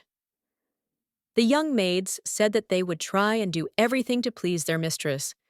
Kubika simply thanked everyone and was in complete shock. After the maid introduced the girl to all the staff, she took her aside and asked if she was tired from the summer trip. They spent the whole night in the carriage. The lady must have wanted to rest a little in her room. Anne led the young Duchess inside the estate. Once inside, the girl simply opened her mouth in surprise and delight. Wealth, beauty, and aesthetics reigned here. She had never been to such luxurious houses before. On the way to the room, Anne also said that these were not all the workers of the residence. Just the girl's wardrobe will be handled by as many as 5 seamstresses. They all have a lot of experience. Wow! Ruining the Duke is not so easy. If she has 5 seamstresses, then how many people work in his kitchen, in the stable, in the garden? He spares no expense on all this beauty and pomposity. The woman carefully observed the girl's behavior and mood. So far, she was satisfied with everything. Edgar chose a good wife for himself. She is not greedy for money and wealth, and her simplicity is so sincere. And Anne also felt the warmth and lightness that Rubika radiated. She truly was a bright person, and perhaps this sweet girl will give Duke Claimer his smile back. While Rubika was studying Edgar's residence, he himself was in the king's palace where a meeting was being held. The dukes were shocked by the news of the young man's wedding. Claimer was bombarded with questions. Everyone had heard the name Werner, but few knew Rubika's father personally, let alone his daughter. Some remembered that he went bankrupt and died, but Edgar had an ace up his sleeve. He gave an ultimatum. If he does not marry Rubica Werner, then he will never marry again, and his relative Joseph will be the heir to the Claimer house. The men began to be indignant. How is this possible? Joseph is a man who doesn't even belong to Edgar's bloodline. He's just a distant relative of his mother. Rumor has it that he suffers from dementia. Those present understood that if Duke Claymere did not marry, he would not have heirs, and his relative Joseph would be able to quickly take over his title. One of the influential men objected that Rubica was an ordinary girl and did not deserve Duke Claimer's attention. She grew up in a poor family. She is not only young, but she has no dowry. But Edgar asked everyone present to look at him and think whether he needed a bride with a dowry if he himself was able to buy half the kingdom. In addition, there is one fact. He loves this girl. After weighing the pros and cons a little more, the company came to the conclusion that it was impossible to interfere with real feelings and allow Duke Claimer to marry his beloved Rubica Werner. Everyone decided that real and bright feelings should be encouraged. In addition, Edgar is an adult and intelligent man who always makes the right decisions, who do not harm either the family or the kingdom. Meanwhile, Anne continued to give a tour of the mansion. The woman showed Rubica her room, at the same time thinking that the young gentleman made the right choice by offering his hand and heart to Rubica. The girl's room looked truly luxurious. Everything here shone with gold, expensive decor, and design solutions. She even opened her mouth with delight. I wonder if there are rooms more beautiful than this one. Then they went to the dressing room. And this was the next shock for Rubica. There was so much clothing here that half the city's inhabitants could be dressed. And all this belonged to the young lady. The maid continued to talk about the outfits. There were about 100 nightgowns alone, and also separate dresses for walks for receiving guests. For dinners, for tea parties, it was even difficult to remember. Rubica was slightly shocked by everything she saw. So this is what life is like for duchesses. It is not at all easy to follow all these rules of etiquette and nuances in behavior. She will have a lot to learn. Anne reassured the girl, saying that over time, she would get used to this way of life. In addition, Rubica will have many servants who will always come to the rescue. Therefore, there is no need to worry. Finally, Rubica was left alone with herself. You can truly surrender to your feelings. Her life has changed, and it seems for the better. Therefore, there is no reason to be sad. She has the most beautiful room in the world. The Duke treats her well, and he is also smart, well-mannered, and very handsome. Perhaps she will be able to get used to this high society and its peculiarities. When Anne went downstairs, Carl, the Duke's assistant, was already waiting for her. He said that Mr. Claimer had ordered urgent preparations for the wedding celebration, which would take place tomorrow. But how can you organize a wedding in one day? The Duke wants the impossible. After all, he is not a simple artisan, but the right hand of the king. Therefore, the holiday should correspond to his position. Carl said that everything has already been decided. Edgar is not going to invite guests. Only 2 witnesses will be present. The wedding will take place in the nearest Hugh Temple. There will only be a festive dinner at the mansion. Anne was very angry. She felt sorry for the poor girl. After all, a wedding happens once in a lifetime, and this girl deserves to make her holiday the brightest and most unforgettable. She needs to prepare Rubica. But Carl said that Rubica is aware of such a scenario, and she fully supports her fiancé in this. The girl is very modest and is not used to so much attention from the outside. The maid almost burst into tears. Well, how is that possible? This girl is still very young, and she should not have agreed to marry the Duke so quickly. Rubica accepts everything that is offered to her. But why be in such a hurry? And then it dawned on the woman. If they love each other and decided to get married so quickly, then there is a serious explanation for this. Probably the reason is that Rubica is expecting a child. How come Anne didn't think of this before it's so obvious? They are young, they have love and passion. As a result, Rubica could become pregnant. Now everything is falling into place.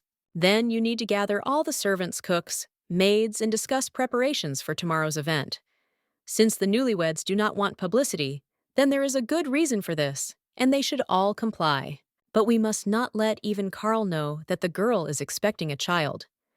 Since Mr. Edgar doesn't say this out loud, it means he doesn't want anyone to know about this news yet. He's at that young age where he thinks it's cool to be cold, so he thinks a regular simple wedding is the best option, but he's still a child, and for her it will remain until retirement. Carl hinted to the woman that Edgar had long since grown up. He is a high-ranking person in the kingdom, so you shouldn't treat him like a boy. But Emma did not agree. She raised him from the cradle. The maid's task was not to let the girl think that they were treating her too coldly and distantly. Rubica must understand that the wedding will take place in this format only because of the rush. Having become Duchess of Claymore, she will often attend various events, and in particular, the weddings of various viscountesses and baronesses. And then she will understand that her own wedding was very simple. Therefore, Carl and Anne must do everything possible to make Edgar Clymer's wedding, even in this format, look unsurpassed. The chefs will prepare a variety of delicacies, and a dove will fly out of the cake. Next, you need to call the tailors, so that by the evening, they will sew beautiful new curtains for the windows, as well as tablecloths for the dining table. Everything should be in the same colors and styles. But that's not all. The main item at a wedding is, of course, the bride's wedding dress. And you need to work on this carefully. Rubica's outfit must be impeccable and shine so that it can be seen from a kilometer away. Carl understood perfectly well that Rubica's wedding dress would be the most difficult task in this pre-wedding turmoil. The Duke's tuxedo is just a piece of cake compared to his bride's outfit. And then the real turmoil began. Anne ran to the dressmakers and even forgot to knock on the door. She entered their workshop and without even saying hello, said that Mr. Clymer was getting married tomorrow. Absolutely, no one expected such news, and each of the workers understood perfectly well what it meant. And this meant that today, they would not only have time to sleep, but would not even have time to drink water. Everyone was interested in whether the bride had a wedding dress, because if you don't have it, then it's almost impossible to sew the perfect outfit overnight. But there was no dress. Rubica suggested choosing anyone from the existing wardrobe. But how is this possible? The bride's dress is almost her reputation. How can you take anything from your wardrobe? She is Duke Clymer's fiancée. How can she choose an ordinary outfit for such an event? Anne explained that, for this reason, she ran to the seamstresses to think together and decide how in one night to prepare for the future duchess a wedding dress that even the queen did not have. The head seamstress replied that sewing would not be a problem. The catch is different. You need a design. You need to select fabrics, threads, stones, and embroidery. They don't know what the young mistress prefers and what suits her best. Without Rubica, they couldn't solve anything. After all, she will stand under the aisle in this outfit, so you need to invite a designer and go to the young lady to discuss and clarify all the details. The head dressmaker agreed. It's okay that the wedding will be simple and unostentatious, but this has nothing to do with the bride's dress. The girl should be irresistible and remember this day for the rest of her life. Anne told the workers that their new mistress could not be allowed to look bad at the wedding. You need to ask the lady what she wants, and they will do everything to make her look perfect. Even if they are not as creative as their kingdom's most famous designers, there is nothing they cannot do for their lord and his lady. Therefore, the women immediately went to Milady. Rubica was in her room at this time and admired every element of the decor. Everything was done perfectly and tastefully. It was clear that the workers put a lot of effort into ensuring the result was perfect. Suddenly, there was a knock on the girl's room. The voice of her maid Anne was heard outside the door. The woman asked to come in, but she was not alone. For some reason, the guests were excited. The maid entering the room immediately noticed that the girl was covering her stomach with a pillow. This gave her the idea that her new mistress was definitely expecting a child. Anne introduced the head seamstress, Rose. She in turn bowed and said that by tomorrow morning they had to sew a delightful wedding dress for the lady, so she came to clarify all the nuances. Rubica did not expect that so much attention would be paid to her image. Therefore, she simply answered that she would wear something beautiful from her wardrobe. She and Edgar have already discussed this. It was clear from the women that they were incredibly upset. How is this? Does the lady not want to shine and attract all the attention of the guests? She is a bride and must be very beautiful. Then her wedding will be discussed for a long time. Rose said that the wedding dress of the future lady is a matter of her honor, and she, as the head seamstress of the Claimer house, cannot allow the Duke's bride to look bad. Not a single soul in the kingdom has dared to say that Rose is a bad dressmaker. Therefore, let Rubica have no doubt she will definitely look better than any queen. This is what Rose promises her. The girl was slightly surprised. How can you sew a wedding dress in just one evening? In addition, they probably have other tasks for the wedding. For her, the outfit is not so important. But the Rose replied that they could handle it. There are 5 skilled seamstresses in the mansion who will work all night and sew the wedding dress of her dreams. The girls can only draw a sketch. Suddenly, Rubica felt very sad. A wedding is, of course, good, but she marries a man she doesn't love. Therefore, there is absolutely nothing that she really wants. But the girls did not want to offend these kind women, so she left the couch and led them into the dressing room to roughly show them the dress she wanted for her wedding. Rubica went to one of the closets and took out a beautiful scarlet dress. It was embroidered with gold threads, and the neckline was decorated with a beautiful brooch with a large moonstone. Rubica showed the dress to the women and asked them to modernize it a little. It was necessary to shorten the sleeves, take away the embroidery, and add some modern elements. This makes it perfect for a wedding. Rose thought about it. It would probably be easier to sew a new dress from scratch, but she didn't want to contradict the young mistress. So in her head, she was already thinking about how she could change this outfit beyond recognition. Gold embroidery is no longer in fashion. Floral patterns are popular now, but they are not suitable for girls. The Eastern style suits her more so. They use Egyptian embroidery. This will be perfect. I drew an image in my head. The main thing was that the dressmaker smiled, and her mood improved significantly. She assured the girl that the dress would be ready by morning, and the bride would be absolutely delighted. Rubica herself understood perfectly well that the pattern on this dress did not suit her, but the woman stopped her and said that she had already come up with a new one, and now she would quickly draw it.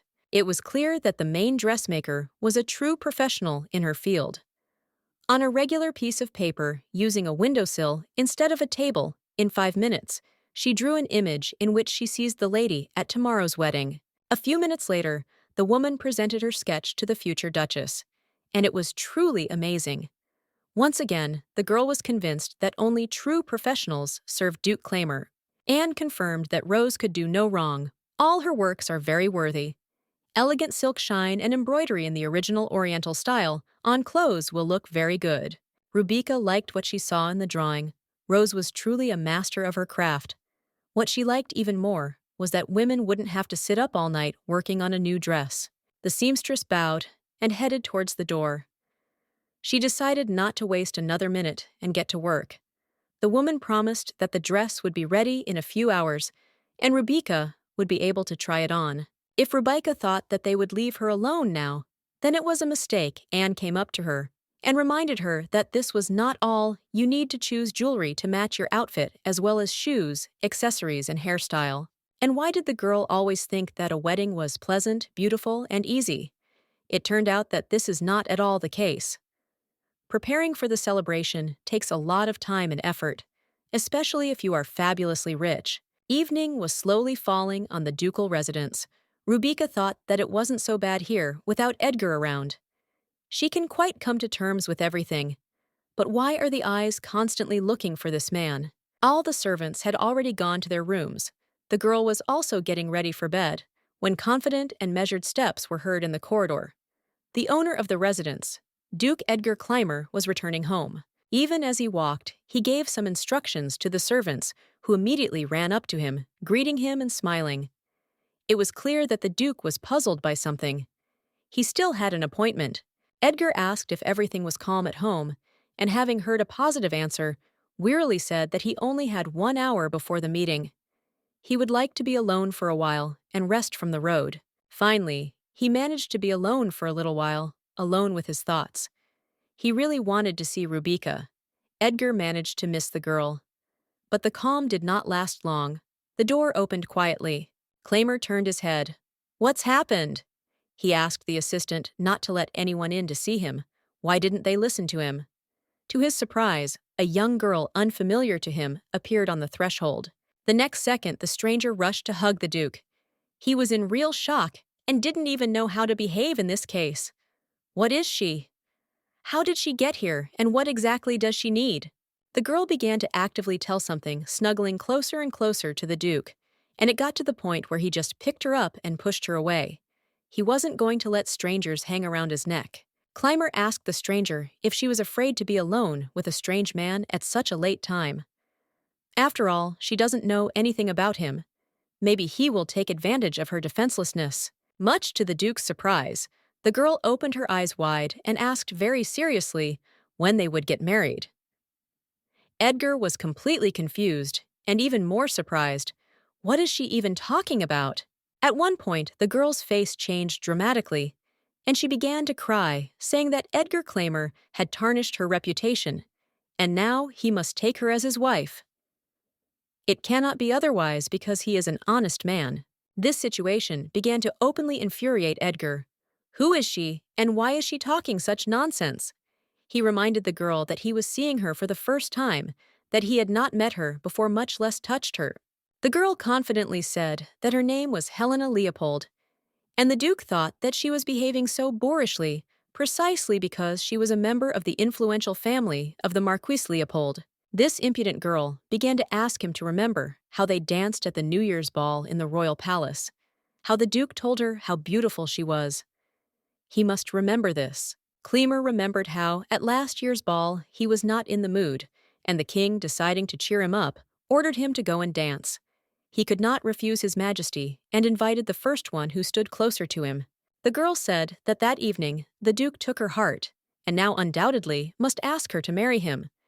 But the man said that he did not intend to take her heart away, and did not intend to marry her. The guest turned out to be very persistent and overly talkative. She was aware that Edgar was having a wedding with the Baron's daughter tomorrow, but it is not fitting for a man like him to marry such a laughingstock. Such words completely angered the Duke, and he lost all decency. Forgetting about the tone, he replied that the girl has no right to get involved in his personal life, especially to give him advice that he does not need. Helena persistently proved that she was better than Rebecca. She can give the Duke everything, and she also has a huge inheritance. She is in excellent health, and they will be able to give birth to healthy children. This stupid, impudent woman said that she was even ready to forgive him for his infidelities, because he was a duke and could do what he saw fit. Therefore, Edgar will be simple and very easy with her. She will not bother him.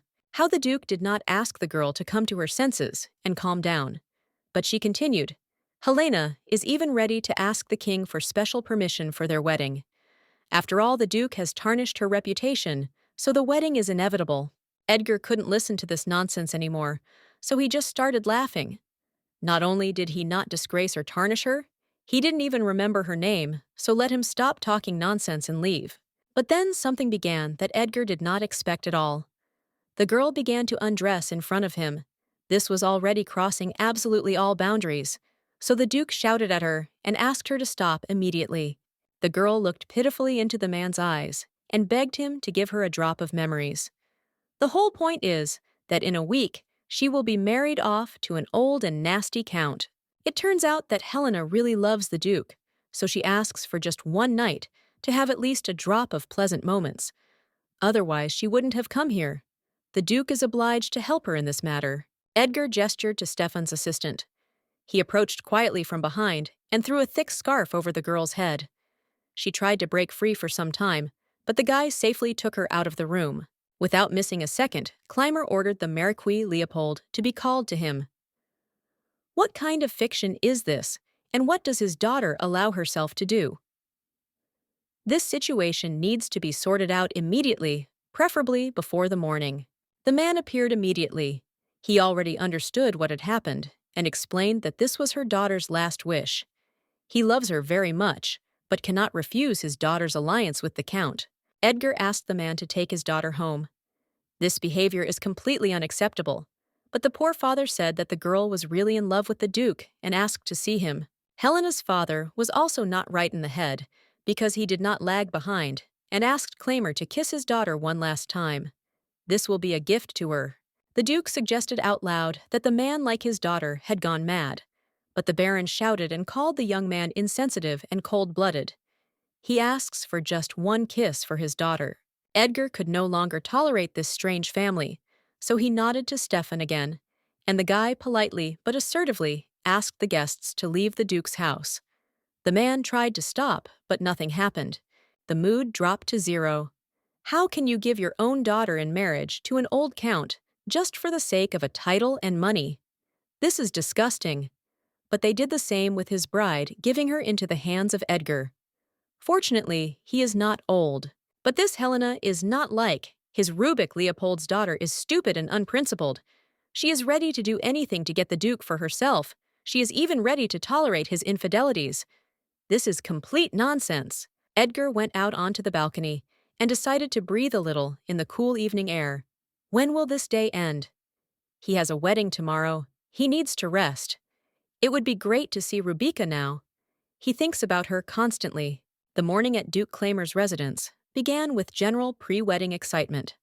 Fortunately, the weather was beautiful. The bright rays of the sun foreshadowed a good day. The wedding was supposed to take place today. Anne had been leading Rebecca along the long corridors since early morning. They have already chosen accessories and thought through the hairstyle. It was still a long time before lunch, but the girl was already tired. The women stopped at the arch, and Rebecca felt someone's gaze on her. Turning around, she saw that a guard was standing not far from her and looking at her. It was Lord Stephen, the chief of the guard. The young man's face did not express any emotions other than confidence and calm. He introduced himself and said that he had met Lady Rebecca at the house of her guardians, the Werners. Anne was surprised by Stefan's appearance at the Duke's house. This man is always next to Edgar. Why did he leave his master now? But Stefan said that he had an urgent mission from his master. The young guy looked Rebecca straight in the eyes, and it seems that the girl read his thoughts, which were addressed specifically to her. Surely he thought that the young lady was turning over an escape plan in her head.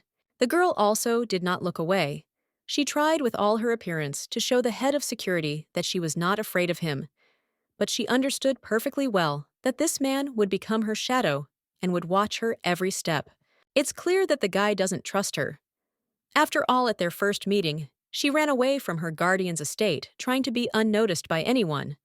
But Stefan saw her, and then everything is already known. Rebecca bowed to the young man and decided not to glare at him anymore. She reminded the maid that they still had a lot of unfinished business, and the wedding was already this evening. They needed to hurry. Of course, today or tomorrow, she will not run away. She must become the official wife of the Duke. This has already been decided. But no one knows how everything will go further. Perhaps an opportunity will arise and she will run away. Suddenly, Rebecca became thoughtful. Everyone is trying to make her look her best at the ceremony.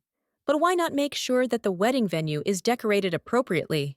The head maid liked this wonderful idea. Why hadn't it occurred to her before? This girl cares not only about her appearance, but also about the place where the ceremony will be held.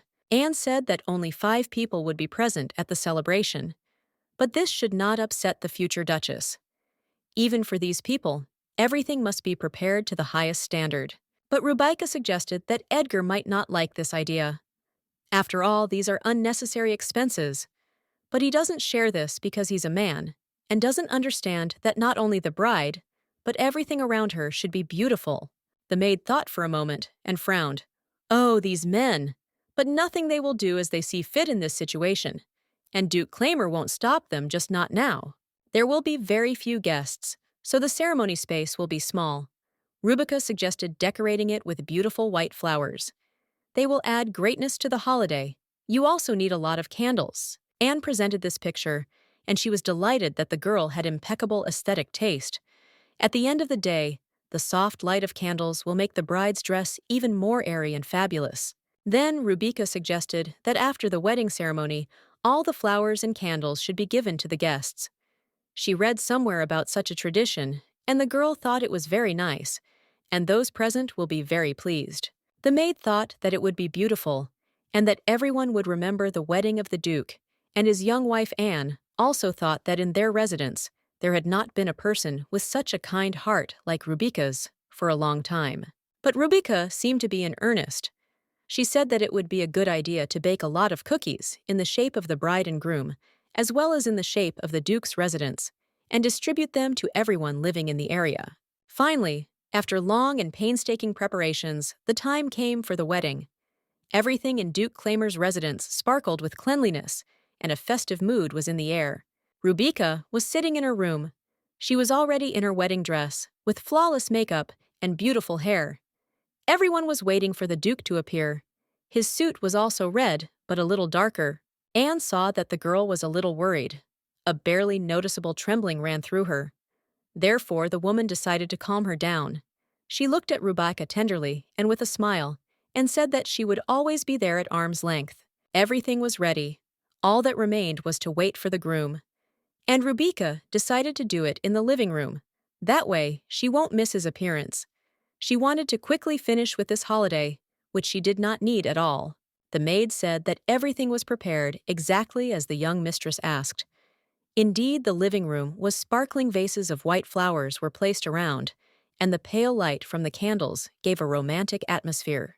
Everything was perfect except for one small problem. The Duke was absent. He was late for his own wedding. But Anne said that this was not surprising at all. He decides government affairs. Finally, a noise was heard near the residence. The maid looked out the window and sighed with relief. Finally, the hero of the occasion himself arrived. The Duke's carriage had already stopped at the main entrance. It seemed that Edgar's own wedding was one of the planned working moments.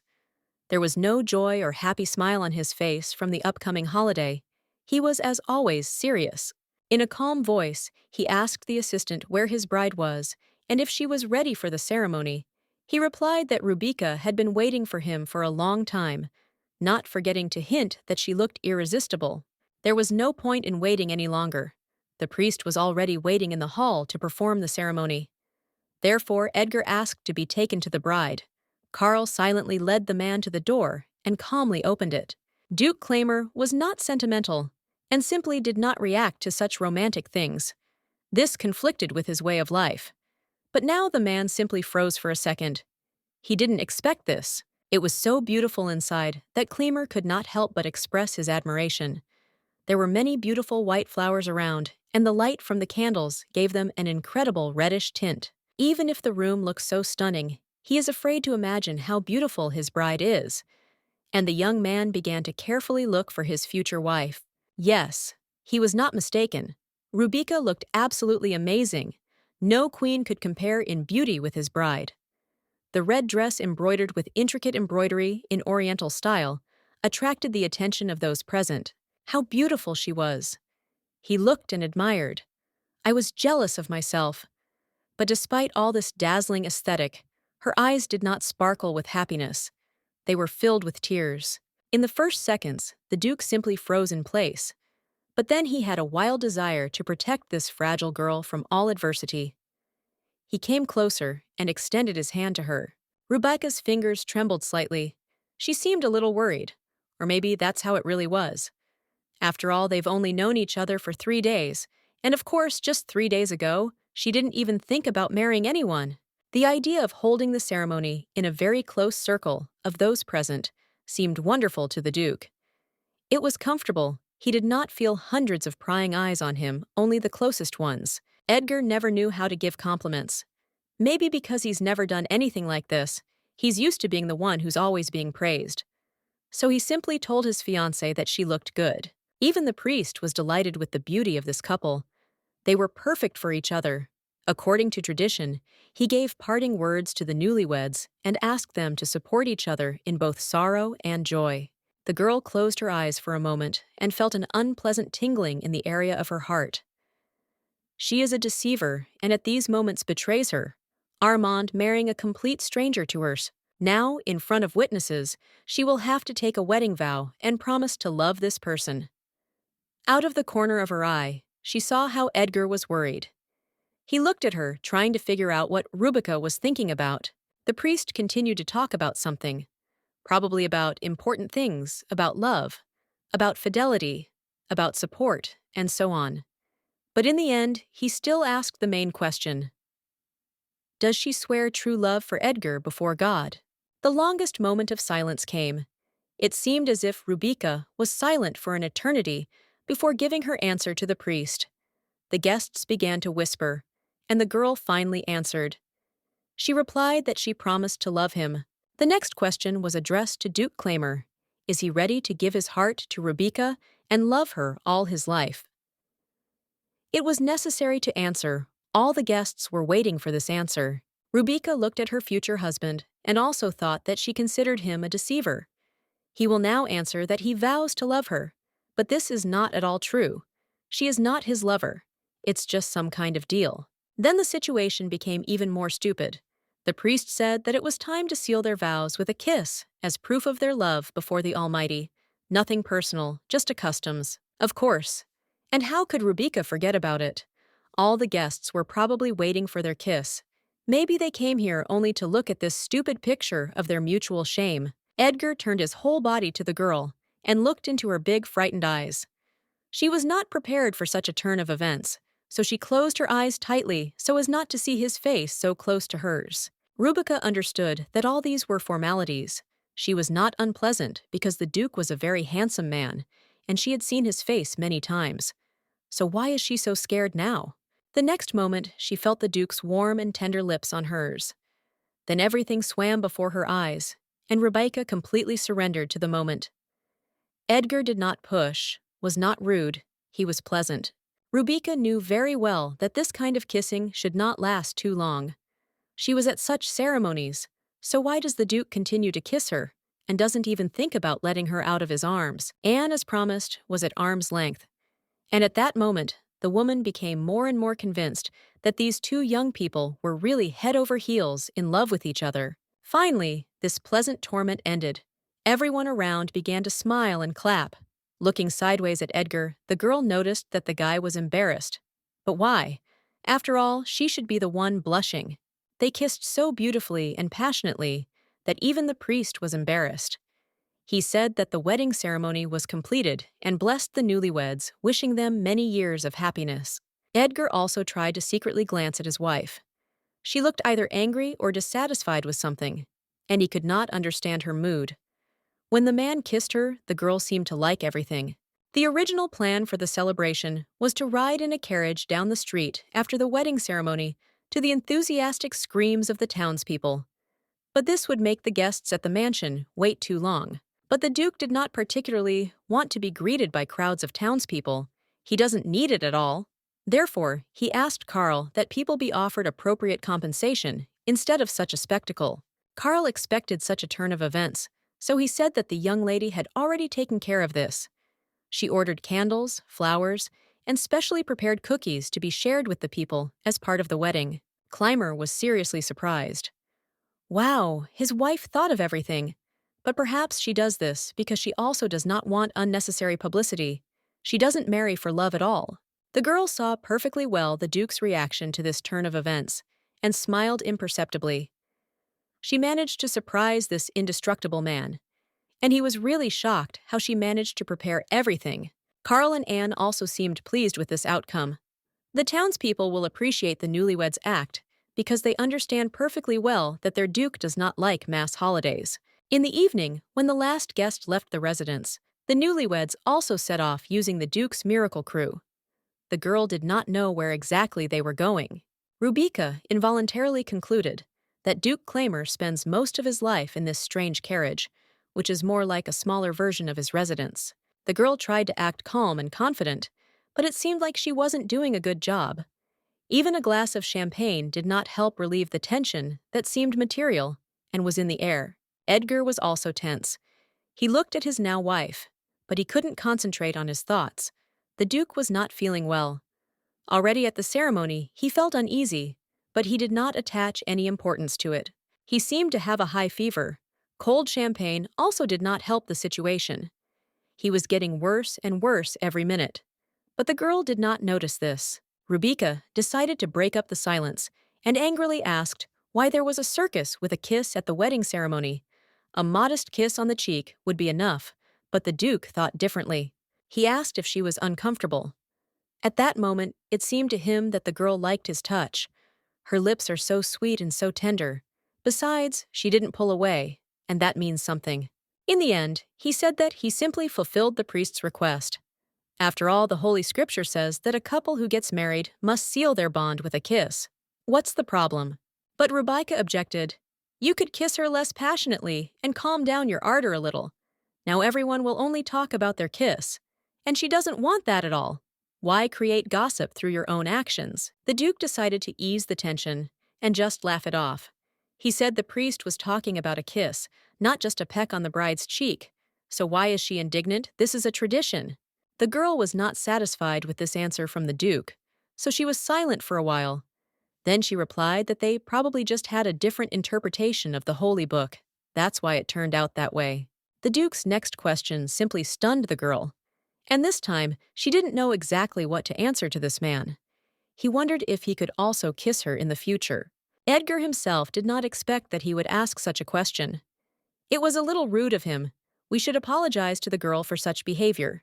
It's probably a cold or the effects of alcohol. He tried to smile, although this was given to him with great difficulty. The young Duke said that it would be very good if everyone around, including the king, thought that they were madly in love with each other.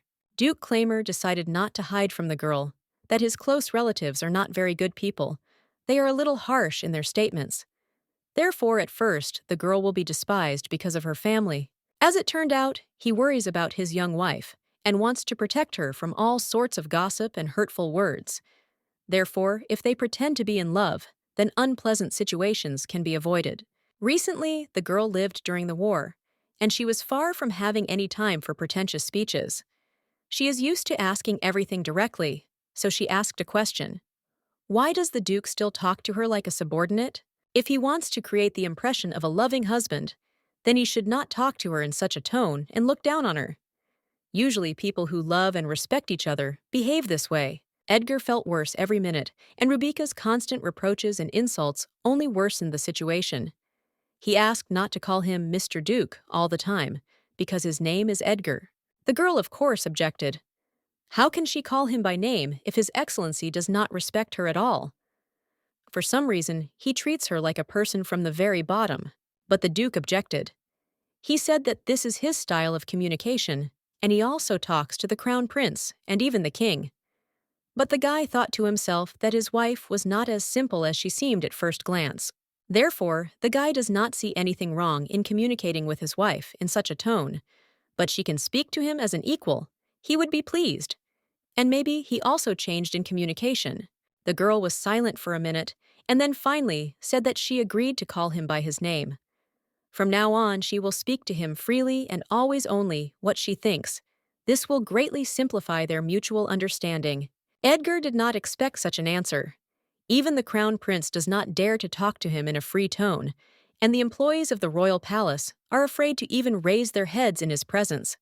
And this girl decided to communicate freely. But the girl continued to argue her opinion. From now on, she is his official wife. Therefore, she has the right to tell the Duke everything straight to his face. After all, husband and wife are always equal in relationships. While the newlyweds were quarreling and could not come to a common decision, the attendant shouted that they had arrived at the place. The Duke thought that the road passed too quietly and quickly. It turned out that the young people had arrived at the Duke's house. They left the carriage, and Edgar gently took the girl's hand. A lot of people gathered near his house to greet the new married couple. Everyone looked at the young couple with great admiration. Edgar and Rebecca really looked very beautiful. It seemed that everyone present here wished the young people happiness and longevity. On the threshold of the estate, Duke Claimer and his wife were met by a full staff of servants. Anne stood in front and smiled broadly at the newlyweds. The woman seemed quite happy with the situation. Rebecca saw that Edgar was still confused. Therefore, the girl decided to support her husband, extended her hand to him, and asked him to come into the house together. She didn't want the extra attention of the crowd. In fact, she saw that the Duke also wanted to avoid unnecessary glances and questions. He also looked really strange. His usual pomposity and self-confidence had disappeared somewhere, so now it's best for him to rest. Duke Claimer was truly grateful to his wife, to hide from prying eyes and be a little quiet. This is really what he needs now. He also noticed that Rebecca had a beautiful smile. No matter how cool and calm Duke Claimer tried to appear deep down, he admitted to himself that he felt warm and comfortable next to this girl. It feels real. None of those present in the house had ever seen in their lives that someone could just take their master by the hand and tell him what to do. This happened here for the first time, and it couldn't help but rejoice. Perhaps this girl will be able to positively influence the character of their duke. Maybe she can soften his serious disposition. She really has a very good influence on Edgar, and next to her he becomes a real darling. A little time passed, and all the guests were invited to a festive dinner. The duke and his wife sat at the head of the table, and here Rubika made everyone surprised by asking his husband to give her the pepper. It was clear that Edgar was in real confusion. He hesitated whether to obey the girl, but finally gave in and reached for the pepper shaker. He is at the mercy of this girl. A minute later, trying not to attract too much attention, the guy leaned down to Rubika's ear and whispered something that was a little too much. No one allows anyone to treat the duke like that. The girl showed extreme surprise on her face and said that she didn't understand what was going on. It seems to her that she behaves quite decently. Perhaps Edgar also needs pepper. The duke shook his head and then said that they urgently needed to talk in private, without a single witness. Rubika didn't seem to mind at all. She must at least obey her husband in some way. Soon Rubika became bored. She was not used to this kind of social dinner. Therefore, the girl began to carefully examine the guests. At least something to do during these boring gatherings. One of those present looked like a scientist. A large, frilly hat covered his head. But in reality, she was just covering the man's bald head, and it looked funny. Then the girl noticed that there were many knights in the hall. They were a pleasure to watch. The guys are young, fit, and wonderfully mannered, and their costumes are a separate matter of admiration. And at this point, the duke noticed that his young wife was openly staring at the young military men. This situation became unpleasant to him, and the duke made a small remark to Rubika, but the girl was offended by his words. She noticed that these knights were all servants of the Claimer family. She's just trying to remember each guy's face, and the duke is just jealous. Edgar tried to explain to the girl that from the outside, it looks completely ugly, and guests may think that his wife is not well-mannered and behaves too cheekily in the presence of her husband. What happened next was even worse. Suddenly, Rubika asked the maid to give her another glass of champagne. She reminded her that the girl had already drunk too, and this could harm her health. And as Anne thought, the health of the child. But Rubika did not let up. She said that one more glass would not harm her, and also offered to bring another glass for her husband. It wouldn't hurt for him to relax a little and enjoy the holiday. The maid and the owner of the house seemed to be having a silent conversation. The woman's whole appearance indicated that she understood that the master was jealous of his wife. The duke tried to protest and prove that he didn't care. Rubika turned her attention to the other side of the festive table. The relatives living in the duke's mansion were sitting there. These people were distinguished from other guests by their pretentious behavior and chic clothes. One very modest girl caught her attention. The guest's outfit did not suit today's holiday at all, and Rubika madly wanted to give this girl a stylish and beautiful hairstyle. She needs to get to know this girl as quickly as possible at all costs. Well, how to do this? Approach in person? Ask the maid or Edgar himself to introduce them. She immediately discarded the idea with Edgar. Knowing her husband's bad character and excessive arrogance, she decided that he could ruin everything. It's better to act on your own. And the man, as luck would have it, openly looked into her eyes and constantly smiled somehow sweetly. And it was his beautiful smile that was frankly confusing. Now he looked very charming. But for some reason, this made Rubika angry. Why is he looking at her? Why does he smile when he looks at a country girl like her? She doesn't love him, she rather hates him. Edgar must be prohibited from approaching this girl. Tomorrow members of the Duke's family will come to greet his young wife. This will be a great chance to meet a new relative. Within an hour, everything in the estate was quiet. The servants went about their business. The guests left the house and went their separate ways. Evening came, and Rubika thought that the day was finally over and she could get some rest. Anne quietly knocked on the girl's room. The woman was calm and in a good mood. She assumed that Rubika was very tired during the day and offered to fill the bath for her. Anne took a long time to decide to ask, but still decided to find out why the young mistress was talking to his lordship so informally. It looked a little strange, and everyone noticed this behavior of the lady. As it turns out, There is a whole guide on how to behave with people who bear the title of Duke. It states that a wife should treat her husband with respect in order to strengthen his authority in society. Rubika looked at the maid strangely. She did not understand this opinion. She was convinced that nothing could undermine her husband's authority, and she needs to try really hard to do it. She reminded the woman that their Bible book Who states that husband and wife have equal rights, and regardless of the wife's status, she should not be inferior to him and should always address him with respect. Rubika added that their Who Bible also states that a wife has every right to call her husband whatever she pleases. The husband can do the same, therefore she does not see any problems in this. The maid decided not to argue anymore. After all, she is just a servant, so she can only occasionally give advice or recommendations and then do it very respectfully. The woman said she was going to prepare a bath. The girl understood that Anne only wanted the best for her. And probably she is really sure that Rubika is head over heels in love with Edgar. But that didn't bother her much. It's better to let him think so. Having locked herself in the bathroom from the inside, the girl sighed heavily. Finally, she could be alone with her thoughts for a little while. Rubika took Armand's ring from her inner pocket. It was inconvenient to wear jewelry with me all the time, so the girl decided to put it in a box and hide it in her desk. It will be better this way. This way, no one will be able to see him, and she will avoid unnecessary questions. Something tugged Rubika, and she went out into the corridor. It was quiet all around. The girl looked at the door opposite. This was Duke Claimer's room. She really wanted to see what was inside. Therefore, the young lady quietly took hold of the handle and opened the door.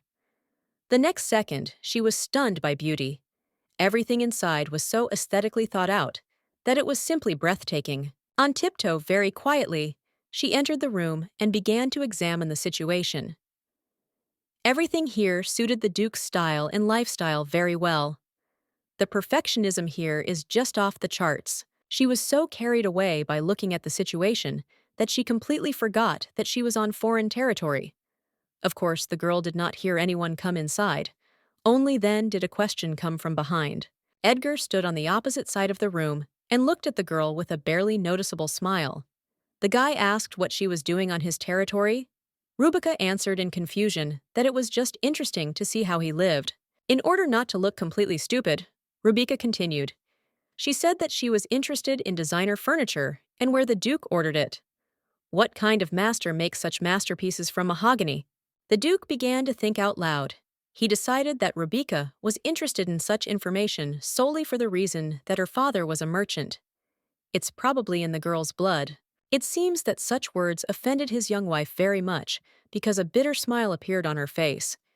He probably acted rudely remembering her late parents. It became very uncomfortable. The guy didn't know how to relieve such tension. He began to take off his wedding jacket. The room was a little hot, or he himself had a fever. But it didn't matter. The important thing was that Rubika started to get really hysterical. She widened her eyes and nervously asked what he was doing. But the Duke did not see anything shameful in such a gesture, and simply replied that he was going to take a bath. For a second, the girl forgot that she was not in her room, but in her husband's room, and he can do whatever he wants here. She herself established the rules about separation. Edgar looked at the girl and still asked for forgiveness. He wasn't even used to undressing on his own. Therefore, he simply did not know where to put his jacket. The butler always put it away. The girl decided to correct the unpleasant situation and help the man. She pointed to a closet where she could hang outerwear and then brought out a soft bathrobe and towels for the Duke. Rubika further explained that clothes should be placed in the dirty laundry basket or neatly folded in the bathroom. Then the servants will deal with her. Edgar looked like a small, helpless child. The situation began to amuse her. Can't people as famous, rich, and powerful as Duke Claimer figure out simple things? Interestingly, he knows how to turn on the water and regulate its temperature. The guy was even a little embarrassed. He understood perfectly well that the girl was mocking him kindly, but did not know how to correct his situation. Therefore, he simply ironically said that he knew what soap and shampoo were. In order not to be embarrassed anymore, and not to embarrass her newly made husband, Rubika decided to go to her room. She quickly said goodbye to Edgar, wished him good night, and quickly went home. This day was very long and eventful. Only the girl realized how tired she was. All these events exhausted her greatly, and the best solution now was to get a good night's sleep. But as luck would have it, sleep didn't come at all, and she was welling up and couldn't get the last meeting with Edgar in his room out of her head. She knew that everything looked very stupid, but nothing could be changed. The girl remembered her past life, namely, life in a monastery during the war. Then she had to sleep sitting and wherever she had to. She had so much work that there was no time for everyone in the sun. But then the woman did not complain that was the time. Even during the war, she tried to take care of the flowers and vegetable garden near the monastery. Very often, Rubica treated the residents to delicious and juicy strawberries, which she grew with her own hands. One morning, the woman picked the ripest strawberries and decided to take them to Armand. He really liked these berries, but when she saw the man, Rubica realized that something had happened. There was no face on it. As it turned out, after some time, they both had the same terrible dream. They understood that this could not be just an ordinary coincidence. After all such coincidences do not happen, something terrible. Suddenly, the man came close to Rebecca and hugged her tightly. The woman thought that he was behaving quite strangely. Droplets of tears shone in his eyes, but he never explained his behavior. Rubica directly felt Armand's embrace on her body. It seemed that this was all for real. Suddenly, the girl suddenly opened her eyes and realized that someone was really hugging her, and that someone was Edgar. Without thinking for a long time, Rubrica pushed the man on the shoulder with all her strength and jumped out of bed. What does this impudent fellow allow himself to do? How dare he sneak into her bed and even hug her? The Duke almost fell out of bed in surprise and grabbed his back. The blow was strong enough that Edgar began to be indignant. Why did it hurt so much? After all, she is a lady and not some kind of bandit.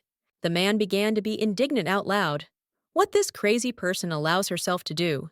If you don't like something, you can simply say about it and resolve the situation peacefully. Why fight and create a scandal? Rubik's body is simply bursting with anger. Does he still dare to be indignant? He, the one who came to her room in the middle of the night without warning, and even allowed himself to hug. The guy finally decided to apologize. He said that he came to check if she was okay. But the girl was sleeping so soundly that he did not dare to wake her and simply lay down next to her. He hugged her accidentally and didn't want to scare her at all. And it was absolutely true. The man looked at the sleeping girl and he madly wanted to lie down next to her. The bed is big enough, so he lay down on the edge and then everything happened somehow by itself. In fact, Edgar mostly lied to the girls. He desperately wanted to spend this night in her arms. But he couldn't break the agreement, so he decided to just lie nearby. That's it.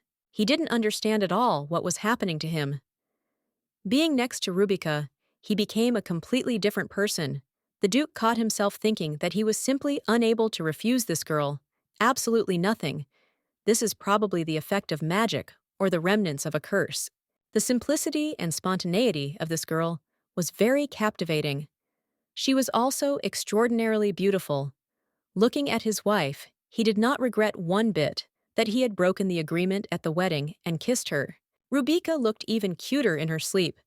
She had a pretty smile on her face, and the aroma of her beautiful fluffy hair was simply driving me crazy. It seemed that such a picture could be admired forever. Edgar remembered how he held her waist during the kiss, and she was so fragile and vulnerable that I wanted to protect this girl from the whole world. Every time he held her warm hands, he felt absolutely happy. Suddenly, he wanted to feel that warmth again. I wonder if she will wake up if he takes her hand. Her skin smelled of flowers and oriental oil, and the smell was simply intoxicating. The girl did not wake up from the touch. The Duke held her warm hand in his for a little longer, and then absolutely consciously decided to hug his wife. In the end, she is fast asleep and will not understand anything. He was so close to the girl that he could hear her calm breathing. She pressed herself against the man's body and muttered something unintelligible in her sleep. She must have been cold, and at that moment, Edgar hugged the sleepy Rubica even tighter to himself. She needs to be warmed up so that his wife's sleep is calm and comfortable. He must take care of her as best as he can. The girls even breathing warm blankets and calm atmosphere led to the fact that the Duke also fell asleep within a few minutes. And it seems that this was the sweetest dream of his life. And then Rubika woke up. And here is another stupid situation in the last 24 hours. Now Edgar will have to come up with something in order to somehow justify his behavior in her bed. He again stupidly asked for forgiveness and said that he didn't feel it when he fell asleep. He was probably cold, so he moved closer to the rubric and then unconsciously hugged her. Rubika looked at the man carefully. He still continued to sit on her bed. Therefore, the girl calmly and politely asked Edgar to leave her room and finally go to her own bedroom. Yes, that's right. They agreed that they would sleep in different rooms. This is her room. His room is opposite, his. And they don't have to sleep in the same bed, like newlyweds. It seemed that Edgar became a little sad. He was silent for a minute, then looked pleadingly at the girl and said that there was no bed at all in his room. This is his office. This information unsettled Rubaka. How can this even be? Why didn't anyone warn her about this in the first place? Okay, then she's very curious. Where did the Duke sleep until today? It seems this stupid situation is starting to piss Edgar off. He exhaled noisily and explained that, until that time, he had slept in Rubika's room, because the Duchess's room is the Duke's bedroom. God, such an idiotic story could only happen to her. But why can't she rest peacefully even at night? Probably in the evening, it was necessary to discuss everything again with the Duke. But she can't throw her husband out the door and let him sleep in the living room. What will the servants think? That's why Rubika allowed the Duke to sleep in her bed today. In the morning, she will ask to put a bed in his room. But Edgar completely upset her. It turns out that by order of the first Duke, the couple must sleep in the same bedroom. You can't put a second bed in the Duke's room. This is considered a violation of family law. Curse! What a strange family she ended up in.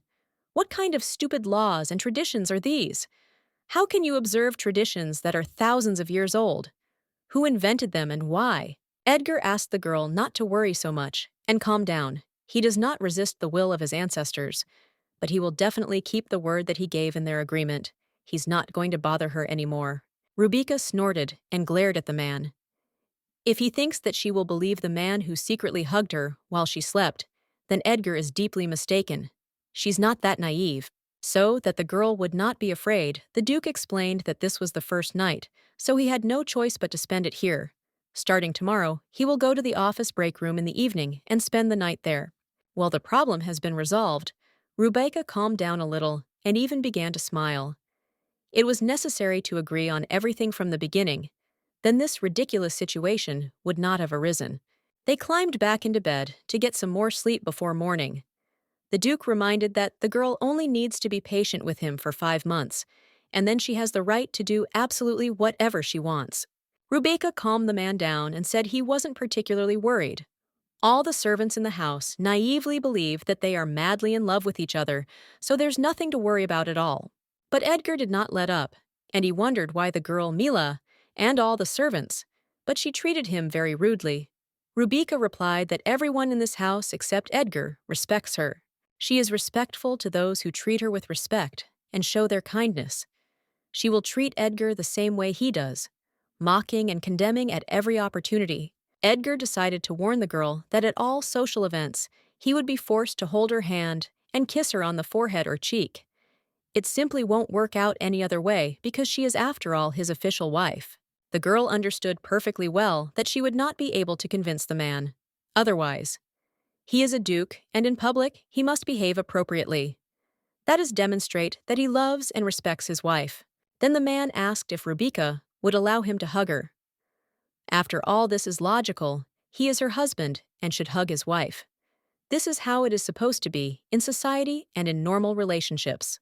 But the girl was adamant. She reminded Edgar that they married under forced circumstances, and she didn't ask to be taken as his wife. And why did he propose to her anyway? Edgar thought for a minute, then replied that someday he would tell the girl the true reason for their wedding, and if superficially he just wanted a reliable person next to him who would support him, welcome him at home, and hug him when he met. Either the girl really wanted to sleep, or she was just tired of Edgar's conversations, but she gave up. Rubika allowed me to hug her when they met, like good friends do, but no more. A smile appeared on the Duke's face, and he breathed a sigh of relief. There was a moment of silence, And after a while, Edgar realized that the girl had fallen asleep again. He did not dare to wake her up again. Deciding that now he could play the role of a friend, the guy gently hugged the girl again and also fell asleep peacefully so that in the morning, at the beginning of a new day, he could greet and hug her again. The morning began with Edgar sitting on the bed and tenderly watching the sleeping Rubika. How beautiful she is! Any other man wouldn't stop at a simple hug, but a contract is a contract, and he will not break it. Edgar stood up and sat down on the bed. And again, this is a terrible sharp pain. He stopped feeling his legs and simply fell to the ground. Fortunately, Rubika was fast asleep and didn't hear anything. You need to do something quickly so that the girl does not notice him and learn the terrible secret. How he hoped that after the wedding, everything would change for the better and the curse would disappear. There was a quiet knock on the door, and Carl appeared on the threshold, pushing a stroller in front of him. The man with bitterness in his eyes saw how his master was suffering and tried with all his might to help. The butler carefully helped the man up from the floor and placed him in the stroller. It was clear that Edgar's legs were paralyzed. As expected, the wedding did not help remove the curse from his master. And that's what he hoped for. Edgar said that unlike the butler, he does not lose hope. He will still fight for his happiness. Who else but Carl and Anne should know that their master is very stubborn? The butler asked the Duke not to worry, nobody will know about this case. Everyone sleeps soundly, thanks to the sleeping pills and the drinks prepared for the wedding feast. The butler does an excellent job of keeping Edgar's secret. Having calmed down a little, the Duke asked the butler to take him along the corridor of the mansion. He had never woken up this early in the morning, so it was strange for him to listen to absolute silence. Then Carl took him to his office. He also brought breakfast here so that the man would not be distracted from work even by eating. While Edgar was working, no one could enter his office. This is what the butler ordered. The only people who knew Duke Claimer's secret were the king and his faithful butler, Charles. Not a single soul had any idea about Edgar's problem. He wanted so much and tried diligently to change the curse. The butler carefully laid out all the necessary documents on the man's desk, and Edgar got to work. This helped him take his mind off bad thoughts every time. But today, Rubik was on his mind. The Duke, after thinking a little slowly, opened the drawer of his desk and took out a velvet box. The blue ring suddenly disappeared, and in its place, a piece of paper with an inscription appeared, Rubika Werner. It was her. Now Edgar recalled that all the tragedies in his life began exactly 3 years and 3 days ago. He worked at the most prestigious academy and achieved unimaginable results. Absolutely, all the academy professors admired the young scientist. No student could achieve such results in just 3 years. Edgar wrote a perfect dissertation and became famous in scientific circles. The young Duke was admired not only by scientists, but also by all the ladies of the royal palace where he was invited to serve, and his own mother could not get enough of the success of her beloved son. One day, he saw his mother in the garden. Mr. Cedric was hovering around her. He was an extremely arrogant and nasty person. He took the woman by the hand, and it was clear that she was completely unpleasant. The woman asked to let her go, but the man didn't even want to listen. Edgar decided to intervene and put this impudent man in his place. It seems Cedric was scared and said that he only greeted the Duchess, nothing more, but he still continued to hold the woman's hand. The guy hugged his mother and looked at the man menacingly. The Duke reminded that no decent greeting lasts almost 3 minutes. For now, politely, he asked Cedric to leave his mother alone. The man began to hastily apologize and mutter something under his breath. He simply had no other choice. But Edgar respectfully hinted that he should ask for forgiveness, not from him, but from his mother. His mother was a very attractive and influential woman. In addition, her high title constantly attracted the attention of frivolous suitors who were hunting for power and money. Therefore, Edgar was always on the alert. The woman's son was often on the road, so Lady Claimer was happy every minute spent with her beloved son. Now he was also going on an urgent business trip, and she wished him a safe journey. Mom heard the news that Edgar had won the Dissertation of the Year award. Even his father had not yet received such an award. It seemed that his son would be the first, and she congratulated him with all her heart. No matter how much the Duke loved his father, he knew very well that his dad would definitely not like this news. The eldest Duke cannot accept that his son has become better than him and is attracting more attention. The mother tried to calm the guy down. How can he think that about his own dad? Of course, the eldest Duke will be incredibly happy with his son's success, and it cannot be. And the woman hurries to convey this news to her husband. The woman once again reminded Edgar that she loved him madly and would miss him very much, waiting for the next meeting. She asked not to forget that there is a lot of lies and cruelty in the world, so he always needs to be careful. Her boy was incredibly handsome, also smart, and very rich. Millions of girls would dream of getting married with him, and you need to be vigilant so as not to fall for the bait of some deceiver. The woman asked to remember that the excessive beauty of girls sometimes becomes a monstrous poison, and many people in this world are not able to distinguish ordinary lust from love. The world is full of meanness and deceit, and such girls will be encountered at every turn. Will her son be able to meet someone who will truly, truly love him? She would like this so much. Edgar hastened to reassure his mother. She met Dad, and he will meet the same person on his way. External beauty is not the main thing for him. He has completely different standards. An hour later, they were already in the palace of Duke Claimer. They were met at the door by a servant to whom their mother immediately told them that Edgar had received the prize of the year for his scientific dissertation. Maid Anne immediately hugged the young man and congratulated him on his incredible success. She raised this boy and rightfully considered him her son. Therefore, the woman sincerely rejoiced at all the successes of the young Duke. The elder Duke was not at home. The maid said that Mr. Claimer's research had reached a dead end, and he had gone to work at the Court Hill Villa, so that no one would disturb him. A quiet place is ideal for concentration. The woman had a great idea. He and his son will immediately go to the villa and surprise Dad. He will be glad to see his son and will rejoice even more at his success. The villa was very beautiful. This environment really helped me to work calmly and concentratedly.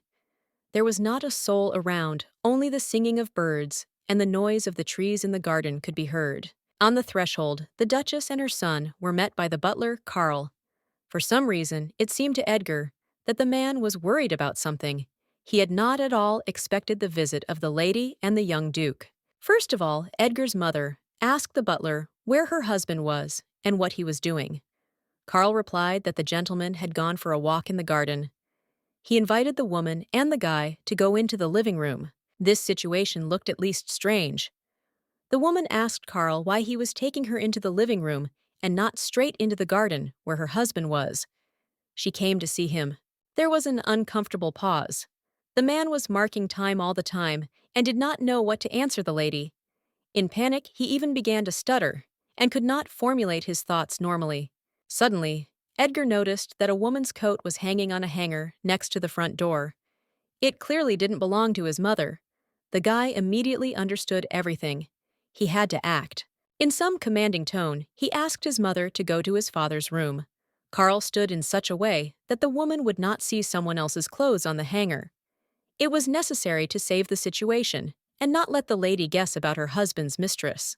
His beloved mother, a sweet, honest, delightful woman, became a victim of vile deception on the part of her own husband. How could he not have guessed earlier that his father was cheating on his wife? A minute later, the Duchess was already standing at the door to her husband's room. Until now, she could not even imagine what she would see behind the door. But Edgar specifically sent her there to expose the deception. The door quietly opened, and the Duchess's gaze was presented with a disgusting picture. Her beloved husband was sitting on the bed in only a robe and tenderly hugging some young girl. How Duke Claimer's face was distorted when on the threshold of his room, he saw his own wife. Why did Karl miss her? The mean butler did not keep his promise. At first, Edgar thought that his mother would go into real hysterics. But to his surprise, the woman behaved absolutely calmly, which cannot be said about a young and frightened mistress. The Duchess asked her husband in a cold tone not to pretend and not to try to hide his betrayal. "It's just funny." The woman directly asked if her husband loved this girl. Real fear settled in the man's eyes. I broke out in a cold sweat. He began to make excuses that he was not interested in this girl. On the contrary, it was Sophie who fell madly in love with him and began to pursue him. Then there were tales that the only woman the Duke idolizes is his wife. He simply felt sorry for young Sophie. She clung to him so much, and if he had not hugged her, the girl would have killed herself. And then something happened that the young man did not expect at all. It turned out that his mother was quite good at magic. In the next minutes, the traitorous husband and his mistress were already lying dead in the middle of the room. The woman called on higher powers and killed the deceivers. But within a month, the woman brought a curse on her son to her husband. Now he won't be able to walk in daylight. Sunlight will take away his strength and paralyze his legs. The young man experienced the power of the curse on the same day. He just suddenly couldn't feel his legs and fell to the floor. He had absolutely no idea what to do with all this. His mother disappeared somewhere, and the nanny told him that the blood of a nymph flowed in him. She couldn't do it any other way. If the curse is not lifted, then paralysis will gradually begin to rise through the body, and when it reaches the heart, the guy will die, but the woman will give him a chance. It won't bring back immortality, but it will still help with the curse. At that moment, she handed the young duke a neat ring with a beautiful blue stone. When his life comes to an end, let him put on this ring and say his name.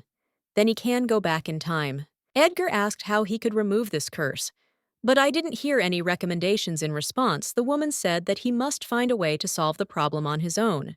The woman also asked not to forget that his curse and blessing are on the same sheet. This is very important. She believes in him because Edgar has never been weak in his life. For some reason right now, he remembered the curse. Probably because now, more than ever, he wanted to be normal and calmly walk around his house without fear of being seen so vulnerable. For the first time, the Duke expressed his thoughts out loud, that he seemed unable to overcome the curse. He will be the last of the Claymore line. With his words, he scared the butler terribly. Carl asked that Edgar not even allow such thoughts. He believes that the young man will definitely find a way to break the vicious circle. The gentleman has a ring from a nymph. This is what needs to be used. Edgar knew for sure that Carl would never leave him for anything. Yes, he served his father and knew about all his dirty deeds, but the man had no other choice. Now he will give everything to put the young duke on his feet. It was as if he were reading the butler's thoughts. He said that he would never do anything in his life that could put the guy in danger. You can rely on him, and the young master knows this very well. Edgar understood that from childhood he was raised as the heir to the all-powerful Duke of Claymore, and his responsibility is now to bear this burden. But no one asked if the guy wanted it. All research and development of weapons is carried out under the leadership of Duke Claymore, and this gives incredible profits to the state. Therefore, he cannot just retire and give up everything. The work of many people depends on it. The kingdom makes up for the food shortage through the export of military weapons, and the only person responsible for this task is him. To break away from bad thoughts, Edgar asked the butler to take him to the garden, but that didn't help either. He remembered his mother's words, that there is a lot of meanness and evil in the world, among which he must recognize true love. Then, 10 years ago, he firmly decided that he would never marry and would never become like his father. This is not his way. He doesn't want to look for true love. He has no intention of ever falling in love. But his father was not always a vile deceiver. He probably loved Edgar after all. The guy recalled his happy childhood. Dad often played with him, read books to him, and never hurt him. Edgar remembered that his father told him that he would always love him, and the boy doesn't have to be perfect. He just has to be himself and not change his principles. And the traitor told him this. The times when the young duke felt at least some relief from his father's words are long gone and have lost all meaning. Now all that remains is pain and hatred, black, blind hatred. For many years, Edgar searched for a way to get rid of the curse, but it was all in vain. There was not a single clue left.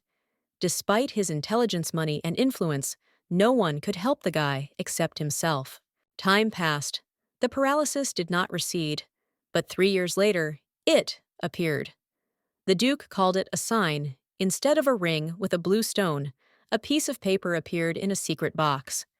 There was a woman's name written there, but the strangest thing was that the note was written in Edgar's own handwriting. How can this be?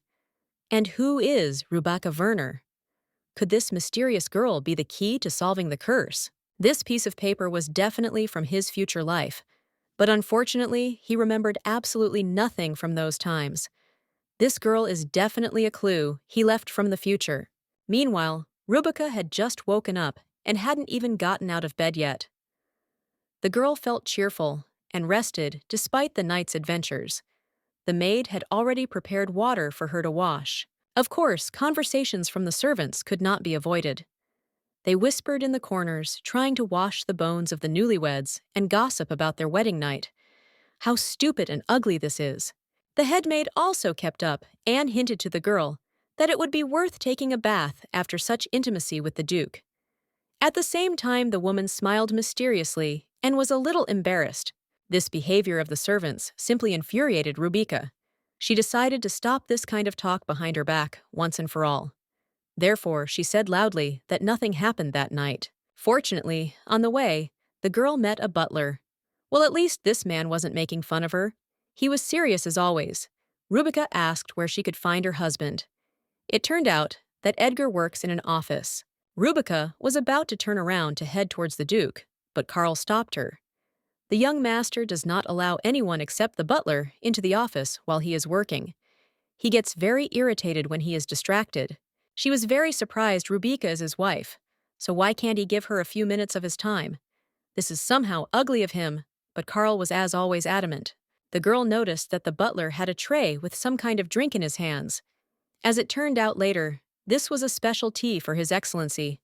Edgar doesn't drink coffee in the morning, only this tea. This seemed like great news to Rebecca. She can independently prepare such a drink for the Duke in the morning and take it to his office. This way, she will have something to do and a chance to see her husband. But Carl did not let up.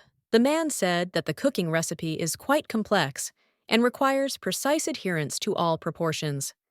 Therefore, he cannot entrust Rebecca with such an important task. It seemed to the girl that she had pressed some kind of magic button, so the man did not stop talking. In 10 minutes, she already knew absolutely everything about this drink, and that was enough for her. The only useful information was that this drink helps Edgar with headaches, which, by the way, happens to the Duke very often. For some reason, she felt very sorry for her poor husband. She wanted to see the Duke even more, to look into his beautiful eyes, to hear his pleasant, calm voice. But the butler said that Edgar would finish work only in the evening. There was nothing to do, I had to accept it. But still, Rebecca asked Carl to say hello to the Duke and remind him that a headache cannot be ignored. Walking in the fresh air is a good remedy for this disease. The butler also had one request. Since close relatives are supposed to come today to greet the new Duchess, could she control herself and treat the Duke with respect in front of them? In private, they can call each other whatever they want. It's none of his business. But in front of strangers, she must adhere to the established rules. Rebecca is now a duchess, and a lot of her behavior must change. As befits Duchess Claimer, she needs to behave according to etiquette. In front of servants and other subordinates, if she called him that, people might think wrong. The girl did not want to argue with this nice man. He just loves and respects his young master very much. That's why he worries. She promised to behave decently and not provoke rumors. Then it's time for greetings. People gathered at the residence. But as it turned out, no one was going to congratulate her. The visitors each came with their own problems and began to tell them to Rebecca. Some complained that the iron in the Saros Mountains was rich in impurities and quickly rusted. If this continues, this will affect the condition of the tools, which will rust faster. Rebecca's head was simply melting from an overabundance of unnecessary information. She tried to listen and be polite to everyone, but it seems she wasn't very good at it. She was frankly tired. Then the couple began advertising their shovels, and then the girl realized that it was important for these people to earn money in any way. It doesn't matter that the Duchess doesn't use a shovel, they are just traders. These guests were so annoying and exhausted, the girl so much that she had to ask the maid for help. She quickly kicked the traders out the door, citing the lady's busy schedule. If Edgar receives visitors in such numbers, then he is a truly strong man with nerves of steel. Rebecca felt like a lemon and didn't want to see anyone else in the coming months. Anne decided to cheer up the girl and said that she copes very well with visitors. The last guest remains. She needs to meet Cesar. And for today, perhaps that's enough visits. Mr. Cesar is a distant relative of the Claimer family. This man is quite strange, but looking at how the lady dealt with previous visitors, there shouldn't be any problems. Rubica gathered her strength and asked Anne to call this strange gentleman. She will endure this final torture. The door opened, and Mr. Caesar himself appeared on the threshold. The man really looked very strange, and was not like all the previous ones. In his hands, he held some notes and a rose flower, which he immediately handed to the young duchess. Well, finally, at least some respect for the lady, Rubica asked the maid to put the flower in a vase of water. Then she was going to listen carefully to this guest. This gentleman's behavior was indeed a little surprising. He was not afraid of anything and did not care about etiquette. Caesar knelt in front of the girl and immediately got down to business. He asked the duchess to invest in growing flowers. Then the visitor handed Rubica some sheets of paper. As it turned out, these were sketches of roses. But the buds were unusual. They attracted attention with their atypical shades. He promised to produce buds with multicolored petals or change the shape of the buds. But after looking at the business plan, the girl said that all this would cost the state very much. There are projects that are more necessary. Caesar begged. He understood that investing money in weapons development was a more profitable topic for the country, but sometimes it's worth investing in beauty. He won't believe that his lady didn't like his flowers. Rubica once again carefully looked at the man's notes, then was silent for a while and voiced her decision. She will invest in this development. The project is expensive, but it's worth it. She saw a real happy smile appear on the guest's face. It was clear that his cherished dream had come true, and he was literally ready to kiss the feet of the young Duchess Claimer. The maid Anne, who witnessed this conversation on the contrary, lost her mood. Why does Rubica do this? The duchy should not invest so much money in growing flowers. The man was even slightly offended. He was afraid that the woman would be able to convince Rubica. He objected. Roses are not at all useless. They will make a splash among aesthetic connoisseurs. In addition, the first rose will be named after the lady. Anne protested further. She accused the man of thinking everything through in advance and coming not to the master, but to his kind wife, who was unable to refuse Cesar because the flowers were really beautiful. Rubica understood that her husband was investing a lot of money in scientific developments, to which roses were completely irrelevant. But she decided that the man would grow flowers to decorate the garden, and this will be a contribution to the development of the economies. I thanked the Duchess with all my heart. Finally, his requests were heard. He had already lost hope, but if everything worked out, he would fill Duke Claimer's garden with beautiful roses. The maid could not calm down. She was used to Edgar constantly refusing this man. Why did Cesar make such a deep impression on Madame? Next, the girl asked the maid to bring her documents about the estate's budget. Indeed, there was not that much money, and all of it was intended for a whole year. But she must come up with something to make Duke Claimer's residence the best in the country. It would be great if a man grew new varieties of roses before summer. Caesar promised that he would fulfill the lady's wishes, if only she would give him a chance to prove that her investments would be profitable. The maid continued to try to reason with her mistress. She explained that in their country, people were not used to decorating their gardens with flowers. This is done using stones. Therefore, these investments are not profitable in advance. Rubica decided to object. They will not focus solely on their own country. In neighboring countries, residents happily grow flowers to decorate their estates. You just need to think bigger. Caesar supported Ms. Rubica. Roses are plants that are easy to export. His roses will be worth as much as precious items. He will be able to increase the profit from the Duke's investments by 80%. Anne replied that she understood the lady's desire to have the most beautiful garden in the country. But this is a rather serious decision, and without the consent of the Duke, they cannot invest money in growing flowers. But Rubica and Caesar were already in full swing discussing a business plan. You can grow not only roses, full of other beautiful plant species. Their shape and color will change depending on the soil and temperature. All Rubica needs to do is fund the research. Suddenly, the maid remembered the times when Duke Edgar was very young. The child loved to walk in the garden between the bushes of blooming roses. Now she was sure that the gentleman would support his wife's decision. Anne looked at the girl again. Her eyes sparkled, and it was clear that Rubika really wanted to get into this business. Maybe it's not so bad. Flowers suit this girl very well. Finally, all the meetings for today are over. The Duchess went to her room to get some rest. Despite her fatigue, she was in a great mood, thanks to her last guest. She and Cesar will create a wonderful garden.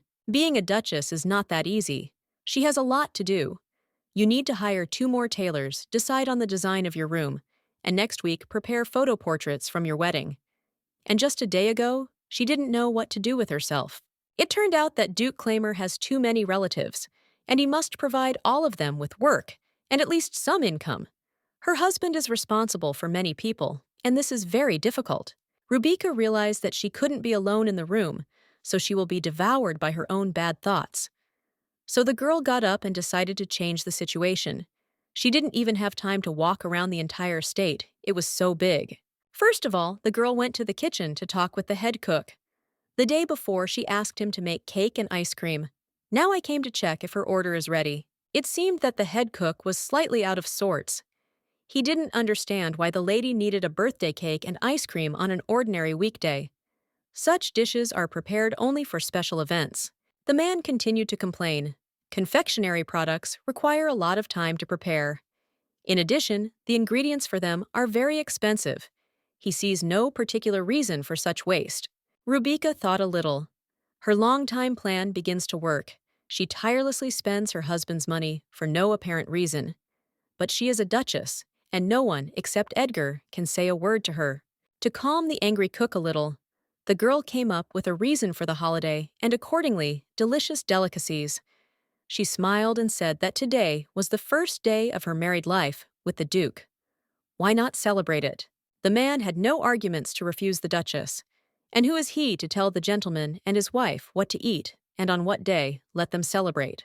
The girl continued to fool the man's brains. She said that on the first day, God created the earth, and to celebrate it, people eat bread with milk and honey, but they simply replace these products with cake. The cook listened to the young Duchess. It seems he simply admired her intelligence. It turns out that the lady honors traditions and knows the ancient laws of their holy book. But from the outside, you can't tell that she is such a deep person. In the end, the man apologized for the fact that his knowledge in this area was too limited. Now he will know that such a day in the life of a couple in love should always be celebrated. In the end, the girls managed to convince the cook that today's holiday table must include strawberry cake with honey and chocolate ice cream. It turned out that she knows how to convince. Meanwhile, Duke Edgar continued to work in his office.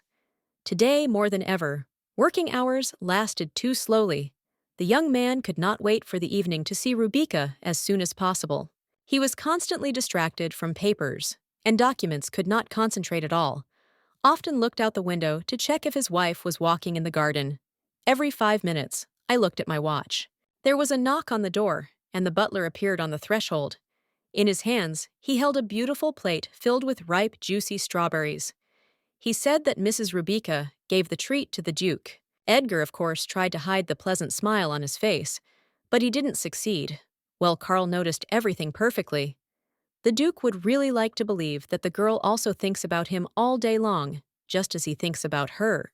Finally, he decided to ask the man if everything was okay with his young wife. He had not seen her all day, and she had to receive many guests. The butler said that the headmaid told him that the lady's reception went very well. She refused requests from people who came to the meeting. The girl behaved very dignified. Edgar was a little surprised. What other requests might guests have? People simply had to come to greet the new young duchess. It turns out that everything was wrong. Carl explained that the guests asked her to buy large quantities of her products or to hire them to work. They offered lessons on good behavior in elite society and various other nonsense. Duke Claimer thought for a moment. How dare they all bother his wife on such issues? This is all because his relatives cannot talk to him.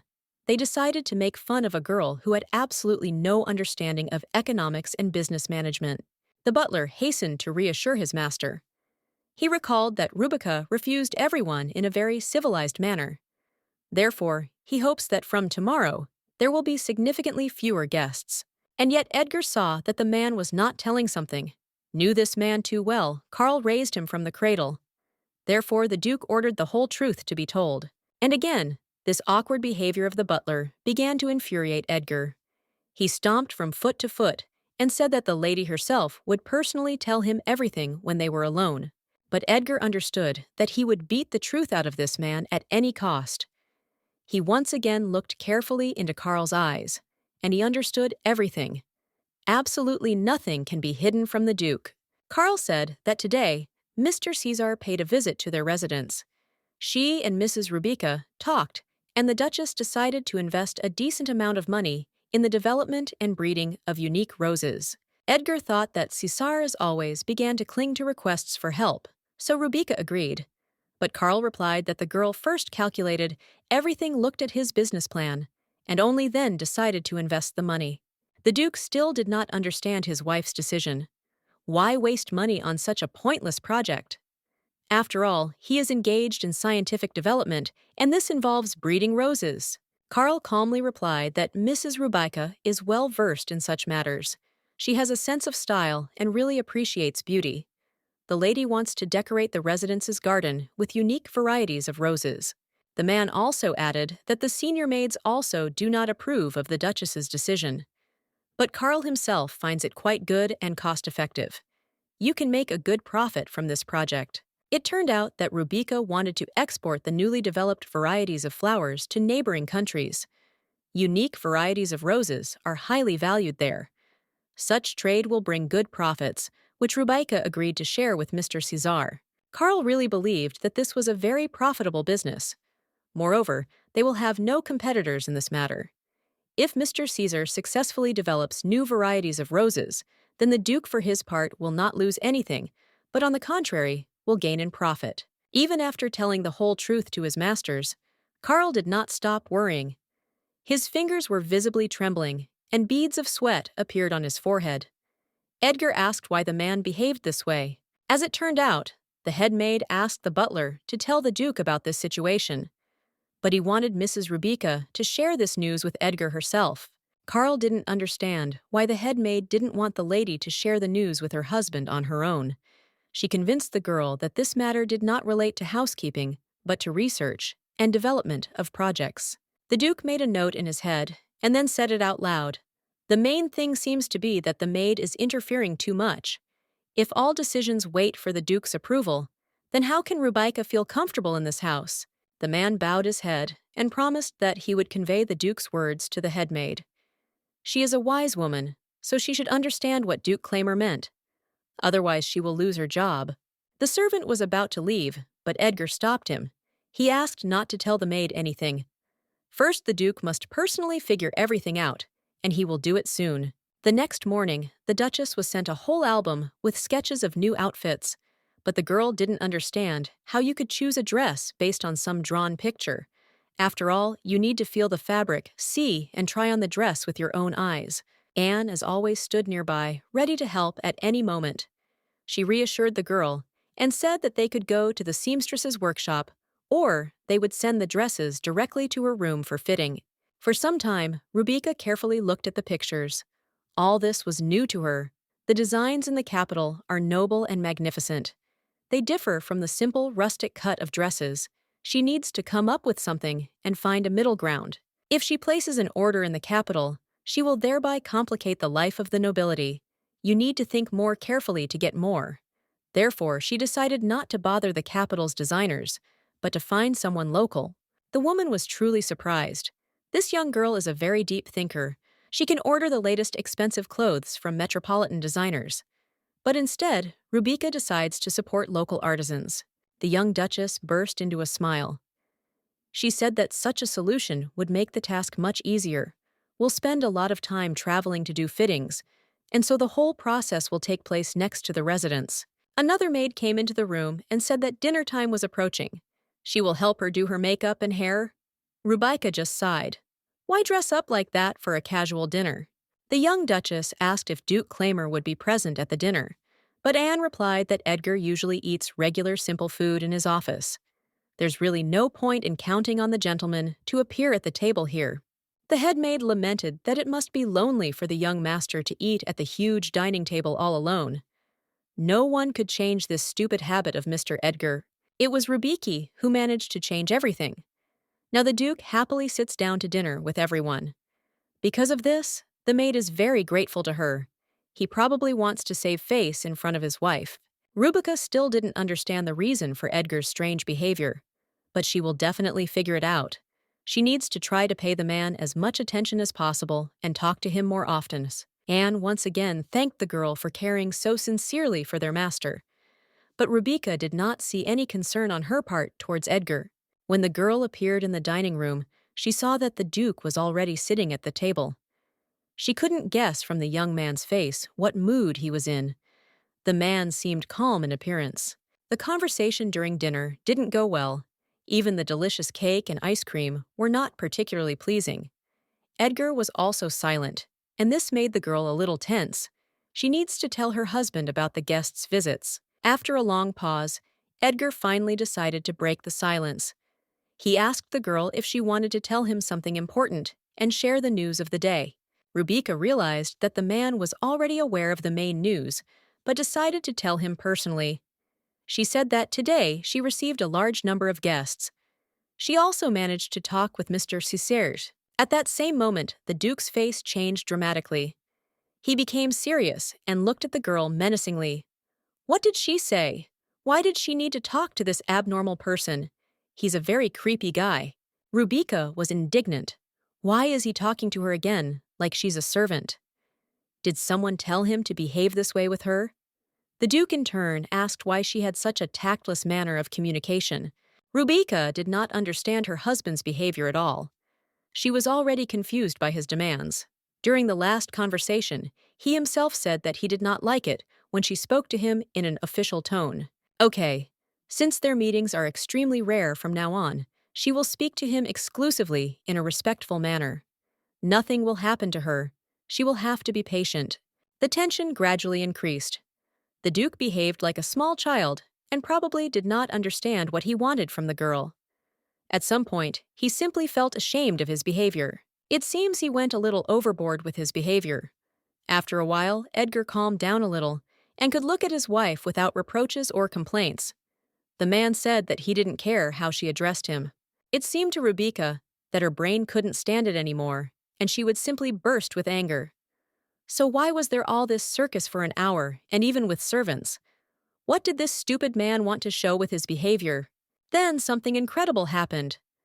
The Duke took her hand and turned to the headmaid and butler. He asked them to tell everyone that his wife has the right to decide how to address him. There is no need to give her advice on this matter. All the servants stood looking down at the floor. Carl and Anne were especially ashamed. After all, it was they who taught the girl how to behave correctly with the Duke. But overall, everyone was happy that everything had been resolved. Edgar angrily slammed his fist on the table and said that he would cut the butler's salary for 3 months. But the girl calmly looked into the man's eyes and carefully took his hand. Rubica reminded that Carl is his most loyal person, so you shouldn't do this to him. He is not to blame for anything. And if Edgar himself had not behaved so strangely, then none of this would have happened. Why does this girl constantly make him feel ashamed? But she's right. If he paid more attention to their communication, they would immediately be able to understand each other and agree on everything. Since the situation had improved, the girl decided to continue the conversation. She asked why Edgar started talking about roses and what kind of history connects them with Lord Caesar. She really wanted to figure everything out. All this time, Carl stood nearby and listened to the conversation of the young people. The man admitted that it was he who told the Duke about Lord Caesar's visit. He said it was his fault, and he was very remorseful. Well, that's how you can trust people. And why did she beg a few minutes ago not to cut the butler's salary? It was necessary not only to cut back, but to completely take away everything.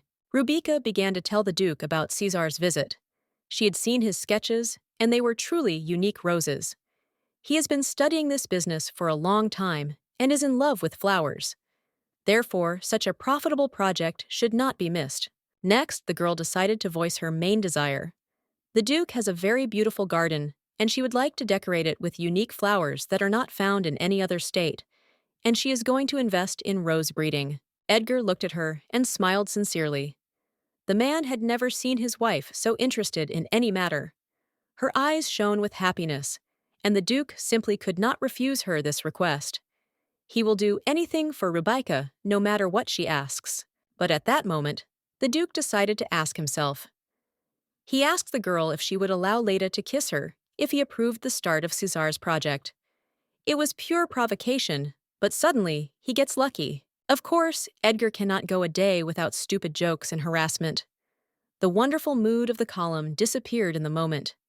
How dare he manipulate her with such methods? They have a clear agreement. The tense situation was saved by the cook who entered the dining room with a huge birthday cake. Immediately from the threshold, the man began to congratulate the newlyweds on the first day of their life together. I even got hold of a candle somewhere in the form of a 1. So I tried my best. The Duke was very surprised, and Rubica's eyes widened. It looks like she overdid it. The cook needed to clarify that the cake should not have been so huge, and now it all looks at least stupid. But the cook did not pay any attention to the surprised faces of those present.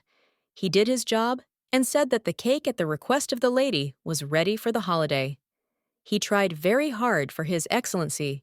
Rubica wanted to fall into the ground from shame. It shouldn't have been like this at all. She did not order a cake, especially for Edgar, and certainly did not intend to celebrate the first day of her married life with him. But from the outside, it looked exactly like this.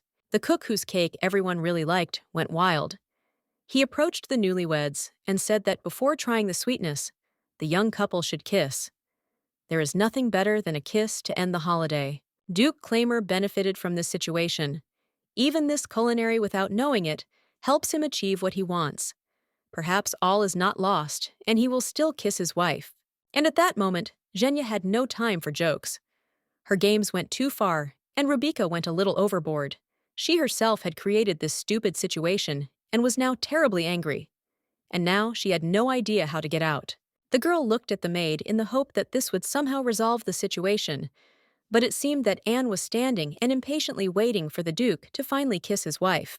Edgar decided not to waste time, so as not to miss the moment. Since she prepared a cake to celebrate the first day of marriage, a light kiss would be a great gesture to thank him. Rubica could not say which of the feelings now predominates in her soul more than others. She wanted to burst with anger and shame, but the other half of her seemed to be dreaming of a kiss with the Duke. So the girl closed her eyes and waited to see what would happen next. A second later, Rubica felt the touch of Edgar's warm, gentle lips on her forehead. The man decided not to make a fool of her, and she was probably very grateful to him for that. Edgar leaned even closer to his wife's ear and whispered that this was not at all the kiss he would really like. But since there are many witnesses in the dining room, he cannot do otherwise. But she still hopes that the girl will change the rules of the contract. And here, Rubica didn't even have anything to reproach the Duke, for he acted absolutely honorably, showing those present that he loved his wife and was grateful for the holiday. At the same time, he did not violate their agreement, because kisses on the forehead were allowed. Well, what could she do? Just come to terms with the current situation, Rubica tried not to look into the Duke's eyes and was really waiting for the cook to finally start serving the cake. The delicacy really looked very beautiful. The pastry chef did not forget to decorate everything with flowers and fruits. Everything turned out great, as Rubica expected. She looked at the Duke's reaction. The man seemed to really like it too. The girl decided to try ice cream, and the dessert was simply amazing. The chef explained that he added a little honey, which significantly improves the taste. The man would talk for a long time about the preparation of his dessert, about the nuances of technology and ingredients. But it seems the Duke got bored with all this, and he asked the cook to take care of his immediate duties. He hurriedly retreated to the kitchen. Rubica did not understand Edgar's reaction. What didn't he like about this nice man? He also prepared a delicious dessert. Then it dawned on her that the Duke was obviously angry that the girl was giving more attention to the cook and not to him. The next minute, Edgar pushed the plate with the cake away and said that the delicacy looked terrible. It probably tastes the same. Rubica should have gotten used to the fact that her husband is a slightly strange person. She decided to simply remain silent and not run into a new conflict.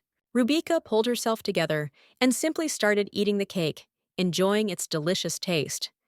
Edgar doesn't want to try even a piece, so there's no need.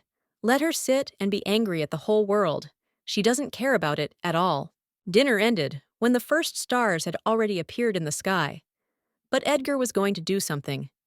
She asked if he was going for a walk this late. Why couldn't it be done during the day? The Duke replied that he was going to take a walk in the evening garden and look at the Manhwa courts. Then the man invited Rubika to join him. The girl agreed with pleasure. This was the first normal gesture on his part. Gardens in this country looked different from those in other countries. Instead of flower beds, the area was decorated with beautiful quartz sculptures. And to be honest, it looked amazing. It was clear that the Duke's garden was well cared for. Edgar carefully watched Rubika's reaction. Her eyes shone with joy and admiration. She had never seen such beauty before. She was grateful for this walk. The Duke carefully took the girl by the hand and said that this was not the end of the excursion. There is something even more fascinating. He is sure that the girl will be impressed. The young people went deeper into the garden. Edgar noticed that Rubika's face was filled with blush when they first met. She looked at the cake with the same emotions today. Apparently girls like pretty things. The young people went quite far deep into the garden. The area was too dark, and Rubika was a little scared. There is no one around them. The Duke left his guard. Something terrible might happen. Suddenly, something rustled loudly in the bushes. Rubika became very scared, and she reflexively threw herself into the arms of the Duke in search of protection. Edgar also reflexively hugged her. The girl's heart was beating like crazy. She was really very scared and whispered to the guy that there was something in the bushes next to them. Well, what could it be? And why did they come here anyway? The Duke mentally thanked the higher powers for his help, pulled the girl even closer to him, and in a quiet, calm voice told her to calm down. There is no danger, it's just a squirrel. Rubika stopped trembling, but somehow had no intention of getting out of Edgar's embrace.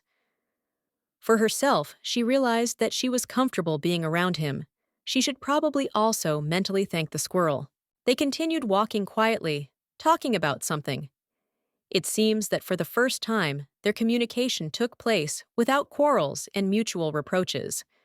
But where are they going, and most importantly, why? The Duke kept the intrigue. Finally, they reached the observation deck. The girl took her breath away from the beauty she saw. The Duke thought to himself that it was a good decision to bring Rubika here. Majestic columns, delightful statues made of marble and quartz decorated this area. Some kind of extraordinary blue light came from them, and this gave the place some kind of magical atmosphere. The guy explained that the material from which the statues are made when exposed to air loses its color after about 10 years. That's why it's becoming less and less common. It was successful here. Rubika also learned that the reserves of this precious stone in the Siratox Mountains were almost depleted. Therefore, the price of this material is simply off the charts. The Duke is probably truly fabulously rich. The girl carefully examined every figure, every statue. When the stone loses its color, it looks like regular quartz. Unfortunately, this beauty will also disappear over time. The young people approached the majestic fountain, decorated with columns and statues in the form of angels. It radiated a delightful light. It turned out that there was Manhwa quartz inside it. Inside the fountain itself was a beautiful statue of an unfamiliar woman. Rubika asked if the Duke knew who she was. With probably sadness in her eyes, the guy replied that this was the image of his mother. Once upon a time, his father ordered that this fountain be built and a statue depicting his wife be placed in its center, so he wanted to perpetuate the image of a woman. The girl found this story very romantic. She suggested that Edgar's father was truly a great man. Firstly, not everyone will think of this. Secondly, you need to really love a person to do this. Rubika was sure that the Duke did not really want to talk about this topic. She realized that memories of her father bring pain to the guy. This was evident from the expression on his sad face. Someday, she will find out the whole truth about this. The man again took the girl by the hand and tried to leave with her in the opposite direction from the statue.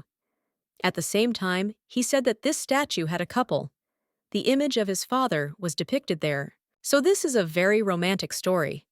It is likely that his parents loved each other very much. It is logical that Rubaika asked where the statue of his father went. Is she somewhere nearby? Edgar was silent for a moment. It was difficult for him to talk about it.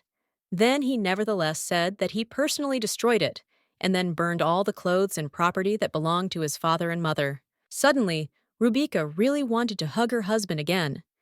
At this moment, I needed support, but for some reason, the girl restrained herself.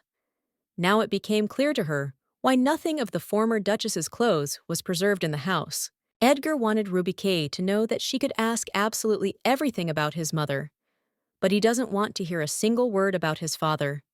This topic is closed for him once and for all. At this moment, the man looked broken, sad, and a little angry. Therefore, Rubika decided not to aggravate the situation and changed the topic of conversation. Someday, the time will come, and he will definitely tell her everything. The couple walked back to the bedroom, but still the girl could not resist and decided to ask something. In the morning, the maids told her that she smelled of the Duke's perfume. How could this happen? The girl was interested in how this could happen. The bed is very large, and Edgar slept at the very edge. How his scent could end up on her body. Obviously, when she was sleeping, the Duke still hugged her. The man felt a little awkward. He understood that the girl suspected him of dishonesty, but he replied that he did not break his promise during the night and did not do anything bad in relation to the rubric. To make amends to the girl and dilute the tense atmosphere, the guy prepared delicious tea and served it directly to his wife in bed. She definitely did not expect such a gesture from a man. But the concept of taste in this situation was controversial. When Rubika tried the drink, she grimaced horribly. It was not only tasteless, but downright disgusting. She couldn't hide her displeasure and pushed the cup away. Edgar noticed everything, but was not angry at all. He asked the girl to take a few more sips. This tea is a must-try. After all, coffee is much more bitter, but people still drink it. And this drink is much healthier and much more expensive than coffee. After drinking tea, Rubika finally went to bed. She looked up and asked him to also lie down on the edge of the bed. She won't fall asleep first. Edgar needs to fall asleep first. The Duke did not understand the strange behavior of the girl and her request. He was really waiting for Rubika to fall asleep first. This was the only way he could move closer and hug the girl. But it seems his wife could read minds and suspected what her husband was really planning. Edgar surrendered, but on condition, he goes to bed immediately after kissing the girl goodnight. Old song again, Rubika asked for what reason she should allow the Duke to do this. He replied that this is a long-standing tradition of the Claymore family, which is passed down from generation to generation. The guy himself found it funny that every evening he came up with the most absurd tales just to touch Rubika's delicate skin with his lips. If this goes on, he will run out of imagination. Rubika replied that they didn't have to honor all the traditions of House Claymore. After all, they didn't get married for love. It's just the way things turned out. Therefore, they are not obliged to kiss each other goodnight when they are alone. Rubika looked at the man carefully. Edgar didn't even look up and seemed very broken. Why does he look so disappointed? Many ladies are ready to kiss him for an eternity, so why is he asking her? After tonight, when Edgar opened up to her, at least a little, and showed his mental pain, Rubika began to find it difficult to push him away. She was probably too rude. He didn't deserve this kind of treatment. He always tries to look rude and calm, but in reality, he needs affection and understanding. Therefore, the girl said that if there was such a tradition in their family, then he could kiss her goodnight. Edgar did not have to wait long. He leaned straight towards Rubik's face and gently cupped it with his hands. His gaze was so penetrating and sincere that the girl even felt uneasy. She was about to say that during this kiss, it was not at all necessary to touch her face, but at the last moment, she decided to remain silent. Somewhere deep in her soul, she was also waiting for this moment. Just like last time the kiss turned out to be too long, Edgar could not take his lips off her sweet skin. The girl froze in this moment. Then she very carefully reminded the man that this was more than enough. At the same moment, the Duke asked for forgiveness, abruptly got out of bed, and without a word walked out of the bedroom. Again, she behaved too rudely again. She made him run away. Instead of feeling the pleasure of the kiss and the touch of Edgar's warm, gentle hands, the girl was angry with herself. Well, a little bit about the Duke. He kisses her goodnight and runs away without saying a word. How to understand this? Rubica became more and more angry with herself. She needs to learn to be less harsh with people, although she behaves very nicely with everyone except Duke Claimer. Why doesn't it work with him? The more she learned about Edgar and his life, the more strange the man seemed to her. She often did not understand his words, decisions, and behavior. But now you shouldn't stress yourself out. You just need to sleep. The morning at the residence of Duke Claimer, as always, began with the noise of servants and general bustle. Today, Rubica had a lesson on the culture of behavior in high society. Early in the morning, the teacher, Madame Chenier, appeared in her room. She suggested that girls need to learn more about the culture and norms of high society before appearing at social events in the capital. The girl respected her teacher very much, but considered her to be as boring and lacking in emotion as possible. Such people put her in a state of despondency, and she simply did not perceive the information. Now a plan was ripening in her head on how to get rid of the obsessive woman. Therefore, the young duchess told the teacher that she had a lot of things to do that related to the duchy. They will still have time to learn the material, because there is still a lot of time before the start of the new social season in the capital. Madame Chenier understood perfectly well that at that moment, they were trying to get rid of her. She reminded that, at the wedding reception, the girl behaved in a completely inappropriate manner with his lordship, so it is worth studying. The headmaid came to the girl's aid and told the teacher that her ladyship did not want anyone to interfere with her relationship with her wife and the way they addressed each other. Teacher Chenier's face immediately became distorted. The woman is not used to refusals and such behavior, but there was nothing to be done. The duchess would have to give in. Otherwise, she may simply lose her job.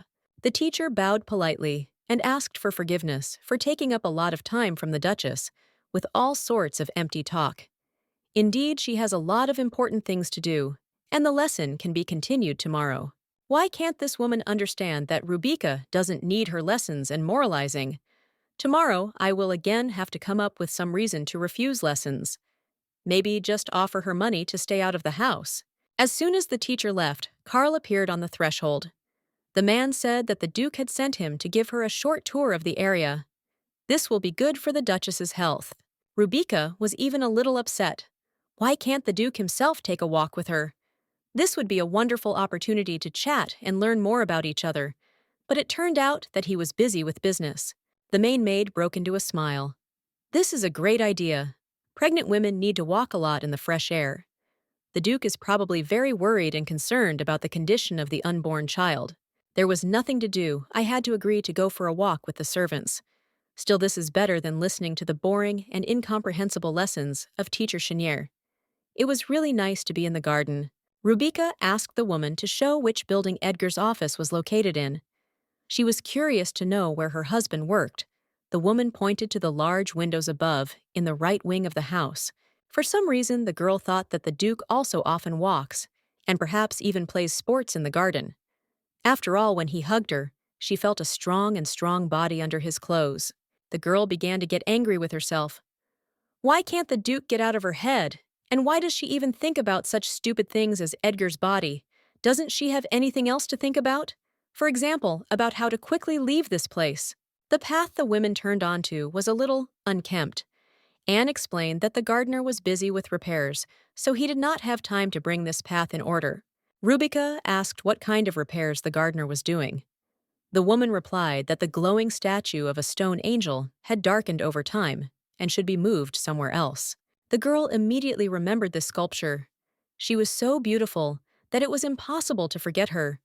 If the statue had remained underground, it would never have lost its glow.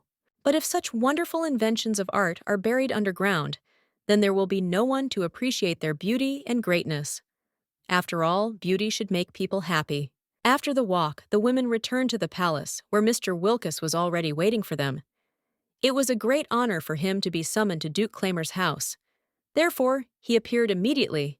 Immediately after meeting, the man told the girl a lot of exquisite compliments about her beauty. Rubica was truly flattered by this attitude towards her person. Therefore, the girl's mood improved significantly. The designer began to show the girl fabrics. He offered only those that matched Rubiki to the color of her beautiful brown hair or eyes. The girl realized that he is a real professional in his business. Then the man showed the Duchess a beautiful blue dress. It was made from fabric that was brought from the distant kingdom of Charmande. The dress is unique in its design and embroidery. Rubica was delighted and suggested adding rubies and some more embroidery to the outfit. Since the fabric is thin, the girl believed that the stones would look great on her. The designer showed another dress. The red embroidered outfit was insanely expensive, and it seemed to the girl that the master only looked at the cost of the products and not at who would wear these dresses. Therefore, Rubica politely thanked the designer and said that she needed time to try on all the dresses and take a good look at them. She also planned to see outfits from other designers, so everyone had a fair shot at the work. The man took his leave, thanked for the invitation, and said that he would be at the Duchess's service at any time. But Rubica already knew for sure that she would never invite this designer to work with her again. The next invited designer was too self-confident and narcissistic. He hinted to the girl that she was poorly versed in modern fashion and should definitely listen to his advice. Rubica also kicked this man out the door. The last designer invited for today simply drove her crazy with boring lectures about fashion, which the girl did not ask for at all. She needs original dresses, not scientific conversations. How difficult it was to choose the right designer. Nobody liked Rubica, but the maid said that there was one more master left. He came from afar, so it would be impolite to refuse to meet him. Rubica did not want rumors to spread about her that she was an arrogant and mischievous duchess. So she mustered her last strength and asked Anne to invite the last designer for the day into the room. Finally, not a man but a fragile sweet woman entered the room. She introduced herself. Her name was Madame Cana, and she was very happy to meet such a connoisseur of beauty as the Duchess of Rubik. The girl noticed that the woman was very nervous. Her voice trembled, and for a long time she could not look Rubica in the eyes. The girl decided to defuse the situation and began asking Cana about her life. The woman said that a year ago her husband died. He was a good designer, and she learned everything from him. Now the woman provides for her family herself, so she takes on any job. Cana asked that Rubica not doubt her skill. She did all the embroidery on her husband's designer dresses. Over time, she also learned to understand fabrics, tools, and styles. The woman demonstrated her first work. Rubica examined the dress carefully. It is not particularly fashionable and does not match the style. But the product is sewn simply impeccably. It's worth thinking about. The Duchess asked if the woman had children, and she replied that she had 4 beautiful little sons whom she loved very much. They all help her in the workshop, bringing threads, sweeping the floor, ironing fabrics. Now it became clear to the girl why the woman was so worried in the first minutes of the meeting. She was left alone and now must raise 4 children on her own.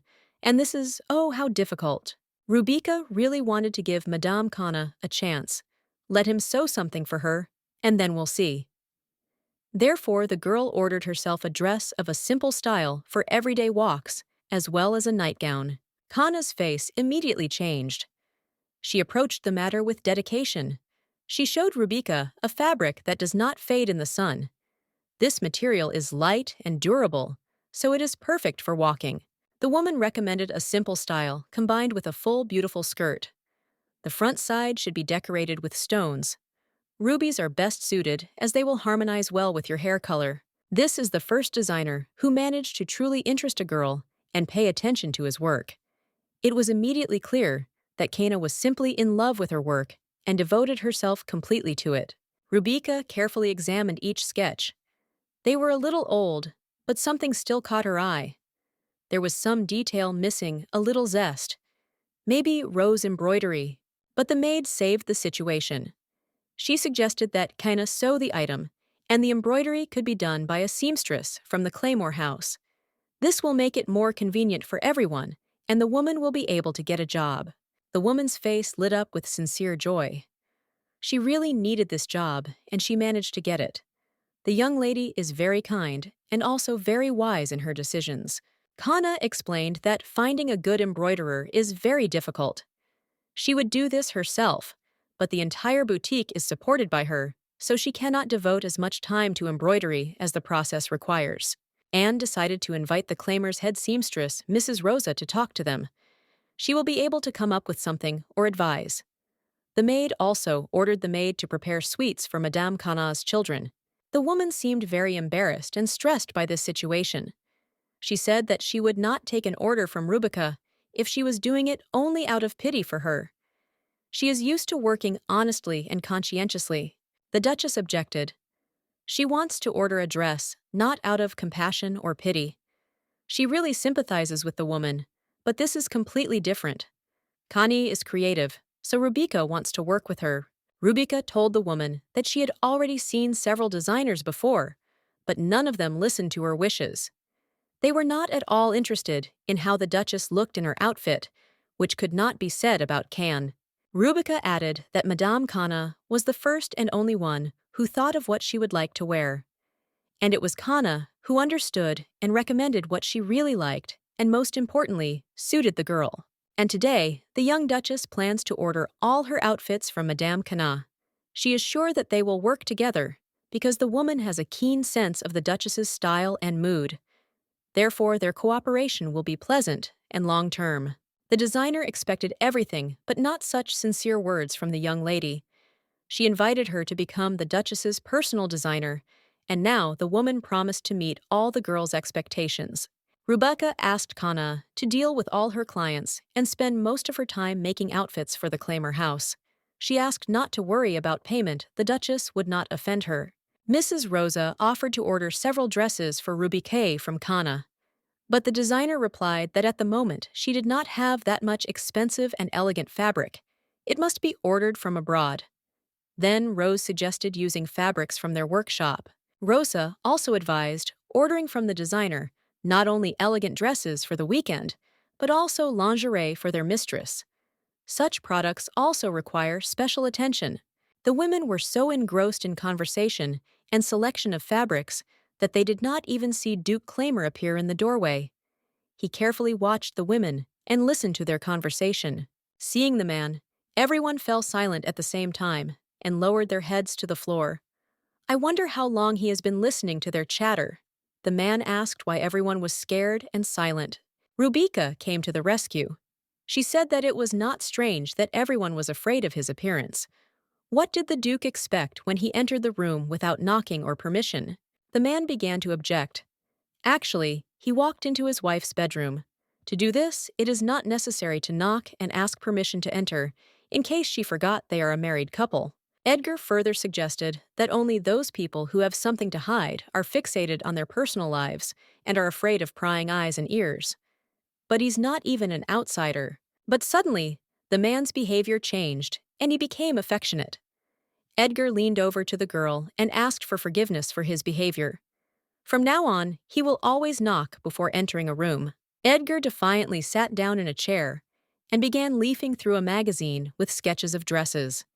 He was interested in what outfits the young Duchess chose for herself. She should always look perfect and the best. Within a minute, a real scandal broke out. He scolded the designer for choosing a dress for Rebecca with a very low neckline.